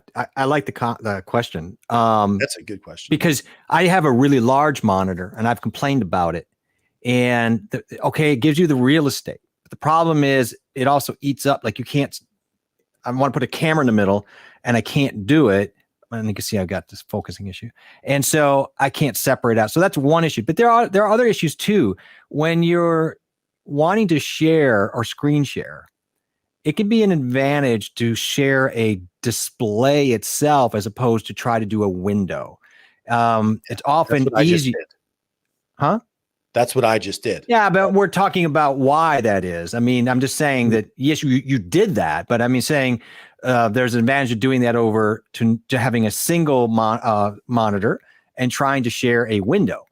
And it's actually often easier and a little more economical to have a display shared where you can just dump a whole group of stuff and set it up over on display and not mingle it with your workspace on the other monitor. So that was kind of my add-on. Yeah, I mean, you're right. And that's the great thing about StreamYard, though, right? Is the huge plus about StreamYard is that you can do all your screen sharing and Chrome share or whatever you want right in the web-based system. It's a huge plus. And I'm not saying that's not the way to go for 90% of the people. If you get into this and you want to stream and you get to use StreamYard for free, you run with this, man. It's unbelievable what they're giving you. But I'm looking to improve, get better, possibly take this software I have, run a stream, or possibly run a system. And like not run a system. What I mean is run a recording system, a mobile one. So I can get a better ATEM that records everything right on a USB drive. And audio comes out of an ATEM also, right? So you could have mics and you got the HDMI where all the audio comes in from each camera. So I could be talking out of a mic and then I could switch over to camera 2, pick up this audio off of this. And now you got the audio that's 20, 30 feet away on an HDMI system. Usually you don't want to pull the wireless in on all the time because you're going to get some latency issues. The mobile roving unit would just be that, which would be picking up the sound, the fun, the action that's going on, and just catching a different scene mobily. And all these things could potentially like a room mic. People money. Yeah, right. Exactly. So, there's ability to be able to do some of these things. I'm a pro and I don't have a wireless HDMI. I don't know what that means, but I think he wants one. So you should send him yours because he's a pro and he probably could do more with it or something. So my ATEM doesn't send the stream out, but the Pro can. I think it starts with the Pro, lets you send the stream out over Ethernet cable. So you could just run the Ethernet cable and do a stream, but then you got to learn your upstream keys and your downstream keys built into the ATEM. So then if you want to use overlays, you would have a certain amount, you'd have to go into the software, the control panels. And I don't know if you've ever seen what that looks like, but it's kind of, it's something, another factor that you have to learn. But when you learn it, it's definitely a plus because you're controlling audio from there and you're controlling some media that comes in because you could drop that media in there and you'll be able to use certain overlays. So this would kind of look like this in a way. So if I switch to any camera, it will show the camera 1, camera 2, camera 3 up here, and I can have the audio just follow, right? Or I could turn this off and keep the audio just with my mic. And then on top of that, you can go into media here and see how I dropped a couple things in here just to mess with. I can go and show these and display these in an upstream. So like an upstream key. And so I was teaching myself and learning. So I dropped a few things in here and just in case eventually I want to teach myself how it all works together. But this is the basic streaming software. And of course, if you have a Black Magic camera on top of it, you'll be able to do all kinds of color corrections on each camera, but this does not work unless you do have that. And this is all the other things that represent what I can do on the ATEM's interface in general by software. So there's a lot to learn, and it's not something that you learn by any means. Like before, it's a compliment. Listen, it's a huge compliment, but Dimebag Darren is saying is like, you guys are not beginners, right? But we are beginners. And it takes a lot of time and work to get this kind of stuff to where it is. And I can only imagine that if I keep on practicing by next year, what kind of level we may be in, or we may top out, right? Because who knows if we can keep on improving at the rate that we are now. But I would like it'll be go a little further. I think vMix is going to open up some doors and interest for us within ourselves. I think there's so much to overcome with it. It'll be frustrating at times. But I really like the potential of it. And because we can unibrand in a way, what we're trying to get across, I think it will take out that middleman annoyance by going peer to peer. So I think there's some things that could really make the process a little more efficient and fun and a little bit more vibrant. So that should be fun. So, I mean, right. I mean, that's what all we want to do. And we've come such a long ways already. And it's like, these are the types of things that I'm thinking about too, Darren, is I asked my wife, she thought an ad in Craigslist to do location broadcasting for people would be a good idea. I mean, those are the kind of things that exactly I think of. And I don't know how you would get there, but I think Facebook groups, like I think sometimes by me, it works by like county and by towns. I think I would start with my towns and where I have 10,000 people, 10,000 people is a lot, and get my first thing underneath me, and then maybe go out to a county where there's, a few 100,000 people, and then at that point expand. But start close, start simple, start comfortable, get to know your equipment, and maybe do one or two things for free even, right? And then go from there. And so you feel good enough to be able to careful that charge somebody. But that doesn't last very far, because I think you're giving people a ton of charge them something. It's never good. Musicians crash and burn. Every time they do this whole thing, I'll play for free. It doesn't work.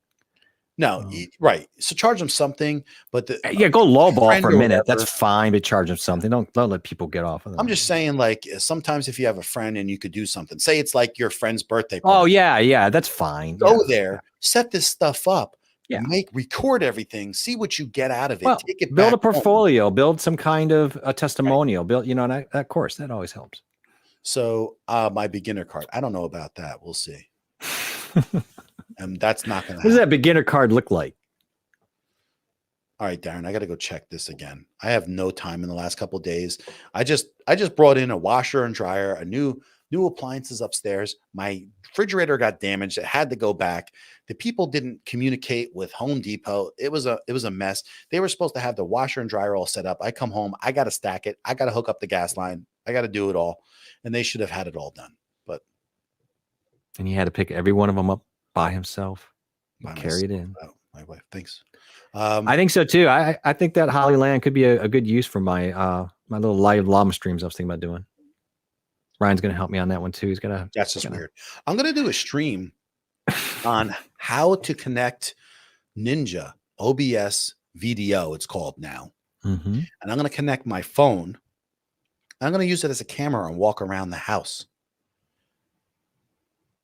It'd be good to see. It's really simple. Depends on what you're wearing, but and it works pretty good. and I just want to show people that they can do it. And that it actually works better than some of these droid cams. These droid cams, they let Ah, you use this stuff for like a little bit, and then they want to charge you.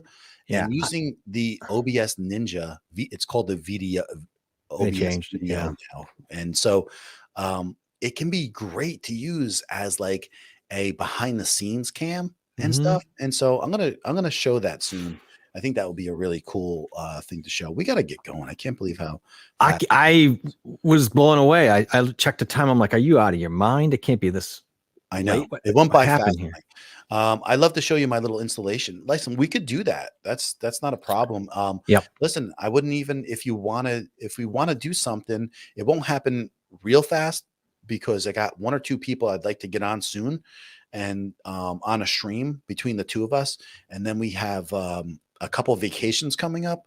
So maybe in a 3 or 4 weeks, if you want to be able to show it maybe on a stream, we could do that, or we can even meet up in a stream and just be able to go over some of these things too. So I don't have a problem. I love talking tech, so it's not much of a difficult time to see people's stuff. I love that. He loves video tours as well, and so it's what's in my bag videos. So I mean, that's that's a thing that Brian is going to come on probably soon too with you, and I'd like to get Aaron on too soon, and then we could do something like have Dimebag Darren on, and then go from there. But Yeah. so, I'm not sure Let what me that- get through this. Why do you guys? What? No rent the mover for the moving in your stuff. Oh, no. So, right, I paid for them to take the refrigerator down in the garage because I was going to keep it as a second fridge. And they were supposed to bring the refrigerator up. Then all of a sudden, oh, we didn't communicate with Home Depot. We're a separate company. I'm like, listen, I ordered all this stuff. It's like garbage. It's like, I don't care what you guys say. I told my wife, I said to her, if they don't listen to you, take the washer and dryer and send everything back. Because if they don't want to sell another $3,000 worth of stuff, take the stuff back And move it Make a back. deal. And move it back on top of it.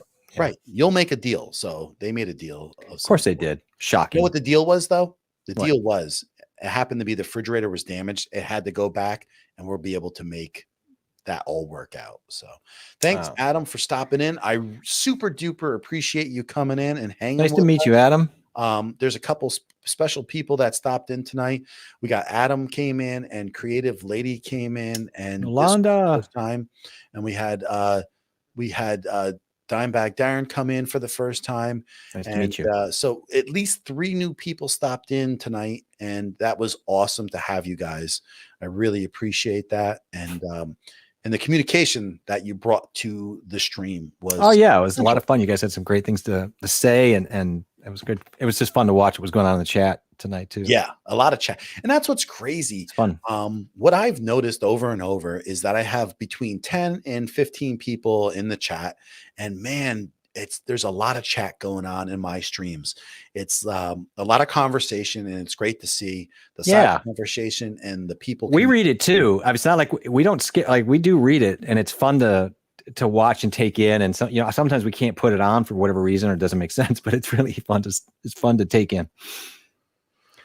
Yeah. Okay. So, right. So you got to spend for OBS, you got to spend the $8 for unlimited use license. Yeah. And then it works good. You're absolutely right. Yeah. I've used it, and then it, expires. I don't need to have it all the time. I just want to use something as a decent cam to come in and do a behind the scenes thing where it's just simple. And I'm going to show how to do that with, a web-based system, and it's not difficult. And I think it would make a fun little stream just to show it, because sometimes I think that people should know some of these simple things, and then I find out that they don't know them. And then it's like, it's kind of like super useful if someone shows it. So I'm going to give it a shot and see what it helps for sure. And then, Brian so really stuck it to us. And I literally went to the grocery and put everything away while this was streaming. That's great. I don't even know how to answer to that, but he's a hell of a multitasker. That's what I think. Well, he's just trying to tell us how long we went. Oh God, my mom loved that too. She's like, she did. She's cracking up. With that's funny. It's hilarious, man. That's great. It's funny. That is He should have done his own. He should have done his own either live stream or recorded like with us on. He drove to the store. We're sitting there on the dashboard. He's doing his shopping. We're in the cart. He gets home. He puts it away. We're still on the. It would have really been funny. Actually, I do the same thing with people. I do too. Same exact thing. People are like, "What are you doing?" I'm like, "I got a stream on." Right. Put the apples in the bag. That's it, man. We're here to support people and try to help out as much as possible. And John, if I've got to get eggs and watch people at the same time, I'm going to get eggs and watch people at the same time. We're going to do it. So we're going to do it. We have the power and the technology. I think it's time to go. Let's put you to bed. You're a little weepy boy. I had a great stream though. I mean, the energy here is just fantastic. I appreciate that. Let everybody know. It's all me. It's you. It's all you. Thank God. I can't wait till we get you centered on the screen next week. I am centered. I'm just focused in. And I don't want to be, I'm in the thirds. I'm just kidding. Because I know it annoys you when they say stuff like that. I mean, it does bother me a little bit. You know what? Here we go. I could have done that. How's that? Does that make you happier? How's that? Shots Fixed. fired. Huh? Shots fired. Is that what there was? We're fixed now, right? I'm centered. You look great. Next time, brush your hair. You look great. It's so Dude, I was watching dismissive. the stream like 2 weeks ago when you said something and you're like, I got to talk to him. I was like, yeah, just wait a little while. And I started laughing out loud at work. It was You hilarious. did. You're just so dismissive. You're like, and then you go watch it and you just laugh because you're like, I know what he meant by it, but it's hilarious how you just push me off like a little gnat. Jesus. I know. It's aggressive. Passive aggressive, I think. Not even passive. It's full on. What's on? It's full on aggressive. It's like a grizzly bear passive aggressive. Come on, man. This is like what is that? Dude, what were those guys? Lou Costello. Oh yeah, Abbott Costello. Those were great guys. Those were great guys. Who's on first? What's on second? I don't know. Who's on third? I am so old that I knew that. That drives me nuts. They were both. Yeah. Yolanda, do you see what I got to put up with? I mean, you know. You guys are great. You guys are great that you put up. We're going to have our own friendship and we're going to talk in the streams from now on about you. I'm going to need some ibuprofen. Definitely. This person has it right here. I know. I find people who are in frame more attractive too. This might really open up some doors for you. That's pretty clever. Because I love you coming in and saying that. Man, you dropped me on my head. Okay, fine. This may open up some doors for me. So, where are you from, Cashew? I'd like to know because it's the first time I've seen you stop in here in the last second. So always when you're coming to a stream, I would like to know where we. That's a hell of a humor drop right there. I love it. I like that though. I do. Listen, I had a coffee about an hour before I started this stream. I was finishing it. It's right here still. I didn't finish the whole thing. Thank God. This is how bad it is for me though, Yolanda. I had a coffee, but it's got this guy's like thing on it. So I feel like I've been in doc. Huh? I said he bought a coffee cup for me and I'm very thankful for it. About 2 cups from you. Thank you. I can't wait to buy my my onesie, my Coffee Talk and Tech onesie. For when I get out of the shower. Sure. Yeah. It's going to be nice. It's got rabbit ears. Danielle says, Jeff, and you are so emotionally supportive with John, and that's how he pays you. Yeah. I feel like it could be an abusive relationship, but yet I want to be in it. I don't know why. I love it. God. I'm so hyped up right now. I'll be up for another hour anyway. It is true, people. He will put his foot up on the desk and he'll be hyped for another hour and no one's going to bring him a drink. Yeah. I'm crazy. Yeah. So I'm a moderator for a lot of channels and I troll hunt. I found that's really funny. When Adi1K trolled you and I subbed to keep an eye on you. You're great. Oh my God. For real? That's really funny. That's interesting. So you moderate for other channels. And when they do these troll hunts, what is that all for? And I remember that happening a couple weeks ago.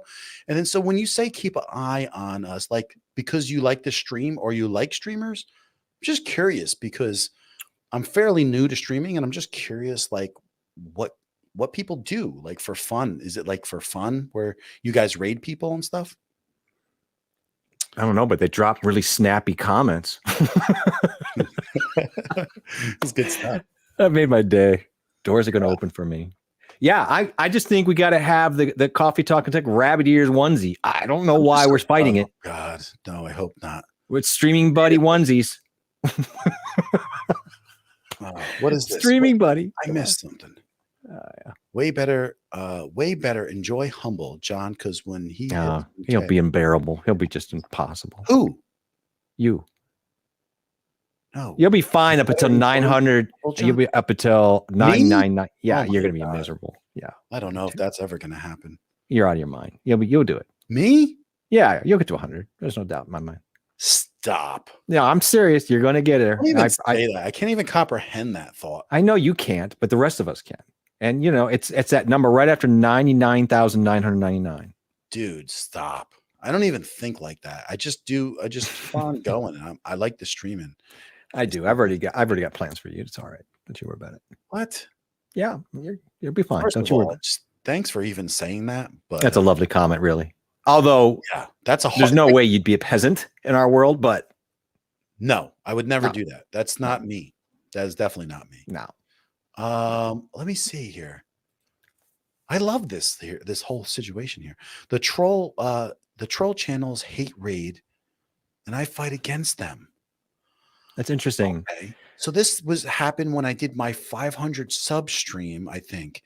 And you got totally hammered. Yeah, I got hit hard by like 25 people. Yes. Yeah. And they hate raid. Yep. Oh, wow. How do you follow those people? Like, how do you find those people? How do you follow them? I'm so confused and intrigued at the same time how this whole thing happens. I remember you get hit pretty hard. I got hit hard and I took it well, though. You took it well. You managed it very well, by the way. They got frustrated because you weren't giving in, just like Yoko tonight. Yeah. We raid all the time by the way we hit the like. That's a positive kind of raid. That's a good raid. That's like Raiders of the Lost Ark. But, So he says that I try to keep help good people. I'm a good do-gooder. What it is I didn't get upset. I saw there was a lot of racial comments and there was stuff in there, and that's by no means me. And I just took it like really cool because I knew feeding into it wouldn't be a great idea. And plus, I'm not against people expressing themselves. I didn't think it was like I kind of said it wasn't the best way to express yourself on here because we're not about that. But I understand that expression is okay. And a couple of them in the stream were like, this guy's not getting upset at anything. So I saw that. That really doesn't make them happy. Yeah. I'm missing the peasant part. I would never. He misses a lot of parts. Yeah, I don't know. So just keep swimming. That's all I do. And that's what I do if I get rated too. Is just keep going. Don't get over whatever. And then I just try to keep swimming, Darren, just with everything that I'm doing too. Like just try to do the streaming, try to get some videos done. Yeah, try keep to your arms moving. People. Yeah. I love the stream. Like I love the whole stream platform. And I just want to keep going with that and growing and see where it all goes. I'm totally unsure where it goes.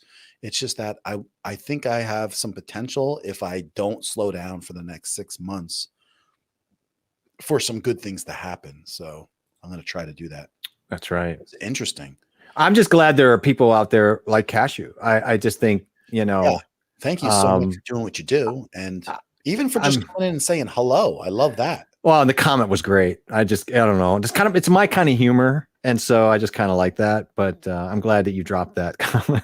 That's another thing to deal with doing your streams is how you deal with the trolls too. Yeah. It's not giving them the power.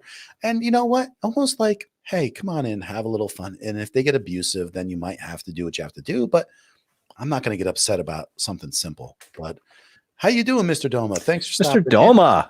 I'm glad to see you here. And has he dropped a new montage lately? I saw the one not too long ago we did Imagine Dragons and all that. I didn't know if he had a new one out since then. He should let me know. Get over and check. I always usually see what comes up, but he's always working. He's always working, that guy. Always working. All over the place working. Yeah. To stream, says hello when he can. Always has something nice to say too in my videos. So check out Mr. Doma Gaming. He's another guy that's been working his butt off, along with, usually we see Amateo in here, and he's not in here tonight, but another guy working his butt off with this YouTube thing. So they hit him too. But I have a room full of mods. Mods are nice. So you guys have people helping you out with these streams, huh? You can make somebody a mod. We can make Brian a mod. He's such an aggressive guy. I know, we should probably do that. That's something that we probably haven't done yet. Might be a smart thing to do. I couldn't imagine anybody trolling Olanda. That makes me mad, but whatever. I think trolls see live streams and pop in. You're right. I've had that, and it tickled me. Yeah, it's kind of fun sometimes, but sometimes it gets a little crazy. But we probably should do something with that, huh? I believe. Yeah, let's put that on. I'll pin that. That's a wise thought. Thank you for that, Dime Bag. That's a good information. Good thought. And then what is she saying here? They put controversial, not you. I'm lost. Am I missing something? I did. I missed something. The way he puts the A. Someone clear that up, because I skipped a beat.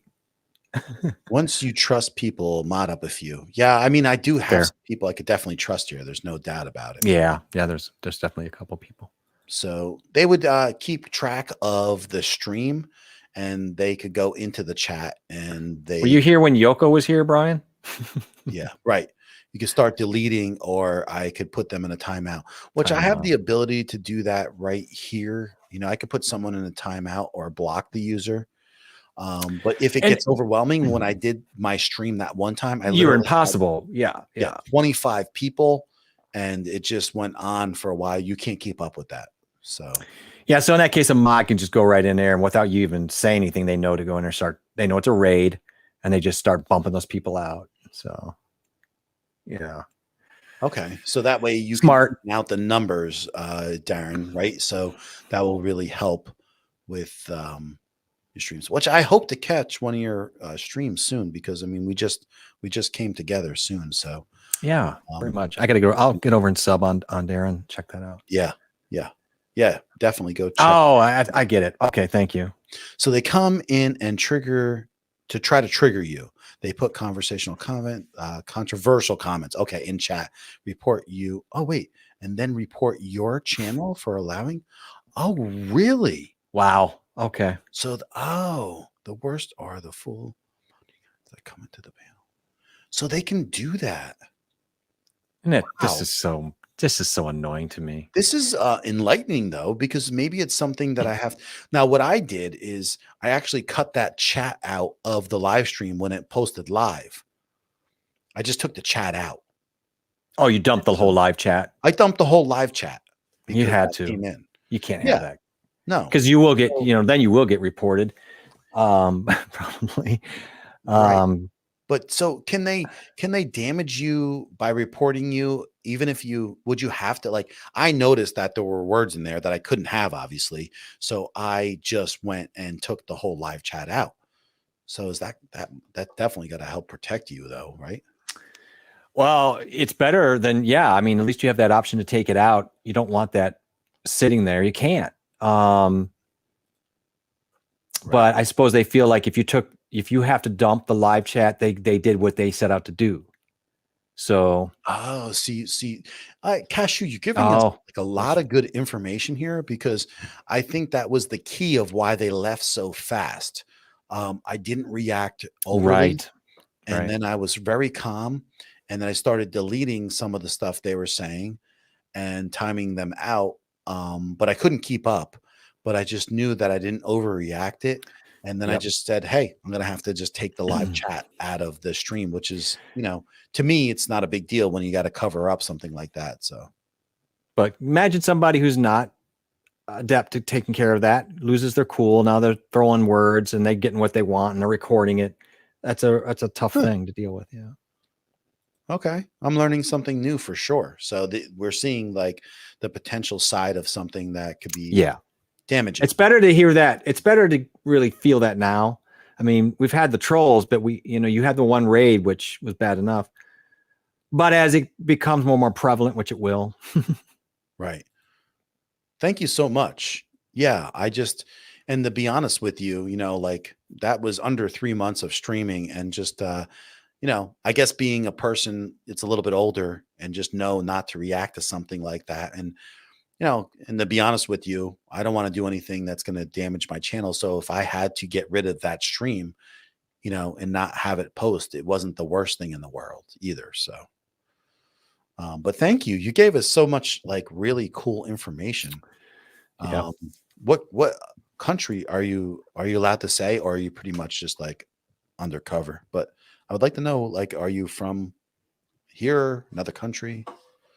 Where you watching from? And thank you for stopping in and giving us great information. Yeah, no, that's a real gem of a find at the end of the stream like that. That's Yeah. I'm really Yeah, happy you said surprised. something. Really cool stuff. Yeah. My friend got in an argument with a troll and they printed the screen and sent it to their place of work. Wow. Just lost So their they're minds. looking for a reaction and then they print the screen and do that kind of stuff. Okay. So me not getting hyped up definitely shut it down really fast. Hey, you're not giving them fuel, Huh. of course. They they got other places they can go. I've had a copyright match take down my live stream to have it go live again automatically when they offensively content ended. This happens. Oh, Right. okay. So it sounds like the live stream itself was actually interrupted until some of that stuff filtered out. That's what it sounds like, huh? Huh. So it could be that instant, even. It could be Wow. right on top of it. Jeez, I mean, no idea. Now John, you have, and I think I have too, but you went in and did you plant words that you won't allow Yes. to be said, right? Yes. So it helps. Yeah, that's exactly what I did. Cashew was I planted a lot of words in the stream that if it was said, it would block out. And then when I saw all these words coming in, I actually added to that list. And so right after that stream, I went and added a bunch of other words. And so I think I could I'm going to keep on adding to that list, obviously, but I added to it and that actually, so that will trigger it not even making a message if it has those words in there, guys. So you can do that. That's built into YouTube, and that's for that reason if there's that kind of word or profanity. And then there's bots that kind of help that stuff too. But you got to be careful because the bots can be, if someone's a little overzealous and just wants to comment too many times and you're a little bit trying to keep a very tight limit on those comments, you can actually put someone in a timeout automatically from so you got to be careful. Sorry, Ma. This is great info. This is great. Yeah, it is great info. It's info we all really need to know. This might be something to talk about one night a little bit about adding this to people's streams when they're live streaming. I'm in Colorado. They have hit a few very serious channels that use YouTube as a business. It made me and others mad. We have a small network who share information with each other. Okay, cool. Very cool. Thanks. Well, I'm happy you're out there doing the work. Yeah. It's something that I probably would feel the same way, but like, let's just figure out with these people. So are you able to actually, I don't know, I don't want to say get justice, but are you able to actually track anybody down and get some kind of consequence for this? Or is it just something where you're trying to help people out? Yeah. I'm just curious, That is also, yeah, like how far can that go? If you're live and you say you play Led Zepp, your stream can get cut. Yeah, I get it. And restored when you stop streaming. Okay, got you. Right. And that's why I do not make that mistake of that kind of stuff. Everything that I play on here is either through the Stream Deck, which is the sounds. And then I tested that and found out I didn't get a copyright strike, but it was like a little issue that came up, right? Where it's not technically a strike. It's the other thing, the leaner thing. And I fought it. Copyright claim. Yeah, claim, exactly.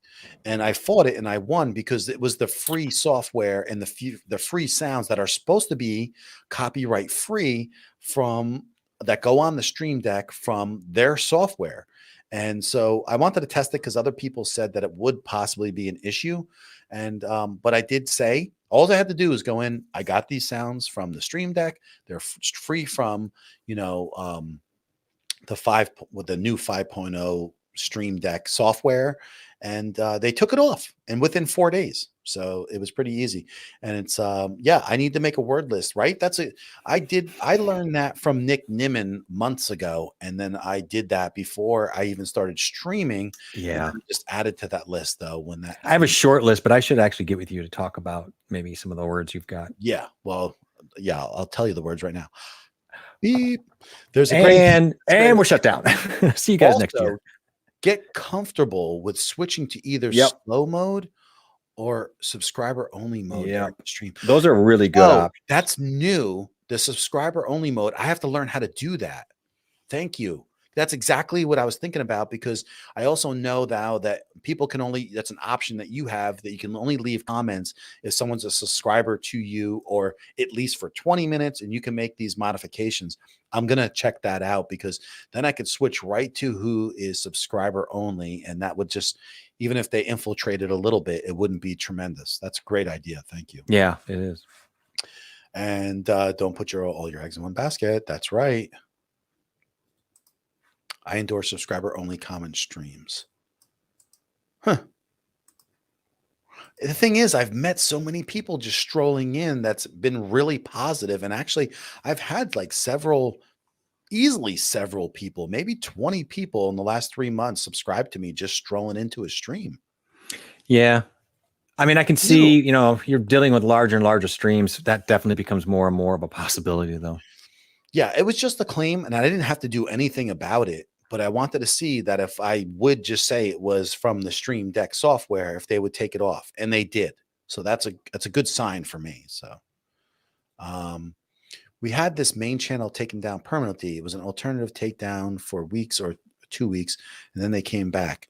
I do report his illegal activities such as drug use unseen. And wow, okay.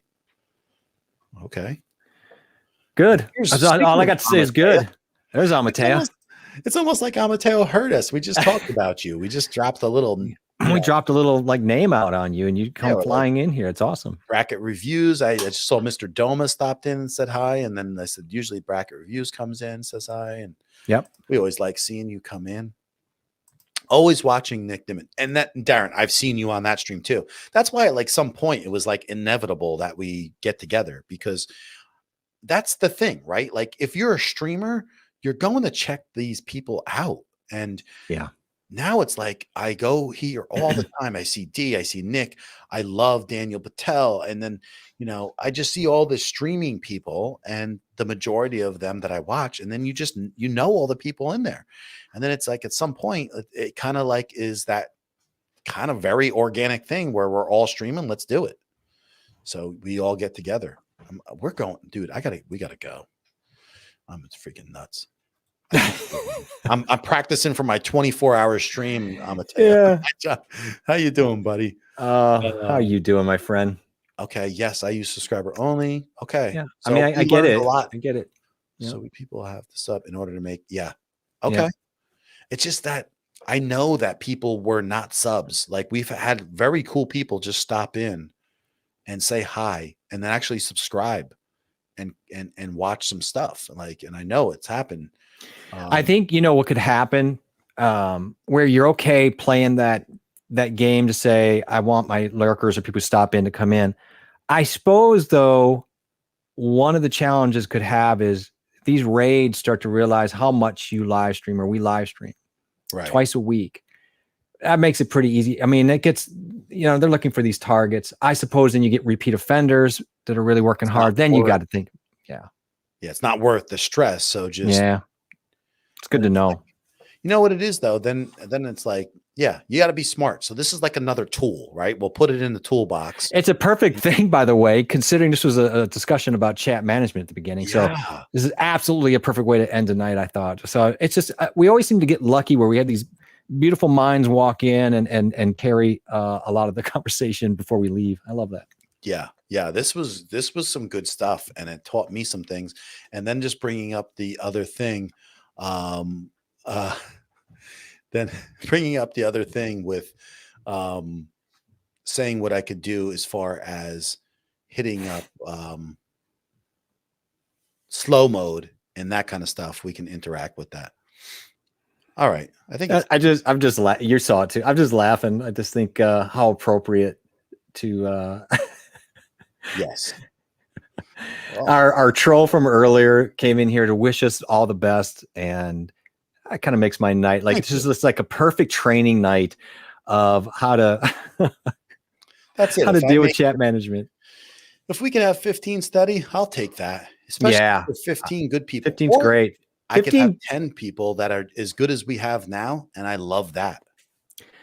Yeah, it's really interesting. You can have on these nights 8, 10 concurrent strong, and you'll be amazed at how much engagement went on behind the scenes of really smart people and giving out good information. I never walk away going, oh, there wasn't enough people on the streams ever, because it's such strong participation. So it makes me happy. All right. No, it's true. We come full circle. Yeah, it's a full circle. It's so awesome. I love that somebody was so happy with who we are that they came back and circled back to come back to us. Yeah, they gave us all that watch time. We gave us all that watch time, gave us some content to talk about that we wouldn't have had. And just we must have the magnetism to bring these people back to us. And I'm just grateful for that. So it's lovely. That's They definitely listened the whole time because they heard the laundromat talk and I love it. Washer and dryer. You know how many hours of time they gave you for watch time? I appreciate that. That's really awesome. It is awesome, actually. Me too. I love them. It's wonderful. I don't know. Hey, John. All right. Give me a kiss. Good night. Give me a kiss. We have to. All right. Guys, thanks for coming in. I appreciate that. Have a fantastic night. What? Nothing. I see people with big numbers and tiny live numbers. Look at the ratio. Yes. You're right. You're right. There's no doubt about it. All the time. Yep. Yes. And so, yeah, I put her in a little time or him. I know it's that time out. So, guys, thanks so much for coming out. You're great. You've been fantastic. And Amateo, you missed a lot of fun we had tonight. And I appreciate poor Amateo walked into this ending thing. Just the end, and he's like, what is going on? This nonsense, but so much. It's so good to see your smiling face, my friend. Yes. And I'm with you, Dimebag. Congratulations, Amateo. He's over 1,000 subscribers. This guy works like an animal. And he's constantly working his YouTube channel. And if you haven't seen his how he's progressed, over time. And then this is another person down the road we got to have on the show also. So that'd be wonderful. I really would love to have him on. He's another hard worker in our community too. He's always coming in, and I see him in all the great streams too. So he's always watching Nick, and he's learning and commenting, and it's awesome. And Cashew, thank you so much for stopping in. Very nice talking to you. Thanks for dropping some K. Yes, thank you so much. K bomb. He dropped the knowledge bomb on us tonight by filling us in on this stuff. And thank you so much for saying keep up the good work. We're trying to do the best we can, and I appreciate that. Yep. Live bond reviews. Okay, but whatever you want to do. I mean, come on. I can't do that, but I'll come and watch you do it. You guys are great. Thanks, John and Jeff. Time with you guys is always well spent. And the same goes for us. And thank you so much. And I got to get to sleep. I think this is the longest we've ever went, Jeff. Yeah, I mean, you really ran this long. Right. But the truth of it is, I didn't want to, that was a great conversation we needed to have, and it was perfect. I love the coming full circle was beautiful. I love it. It was funny too. It was perfect. All right, guys. Thank you so much. I will see you on the next one. It's time to get my Z's. And I had a fantastic night. The energy was great, and that's all that matters the most. And I love it. And thank you, everybody. Yeah. And it's pretty much less and less illegal here too. Thanks, That's true. guys. It's Catch true. you on the next one. Love yous. Thanks a lot, man. Have a good night. Peace. Take care, everybody.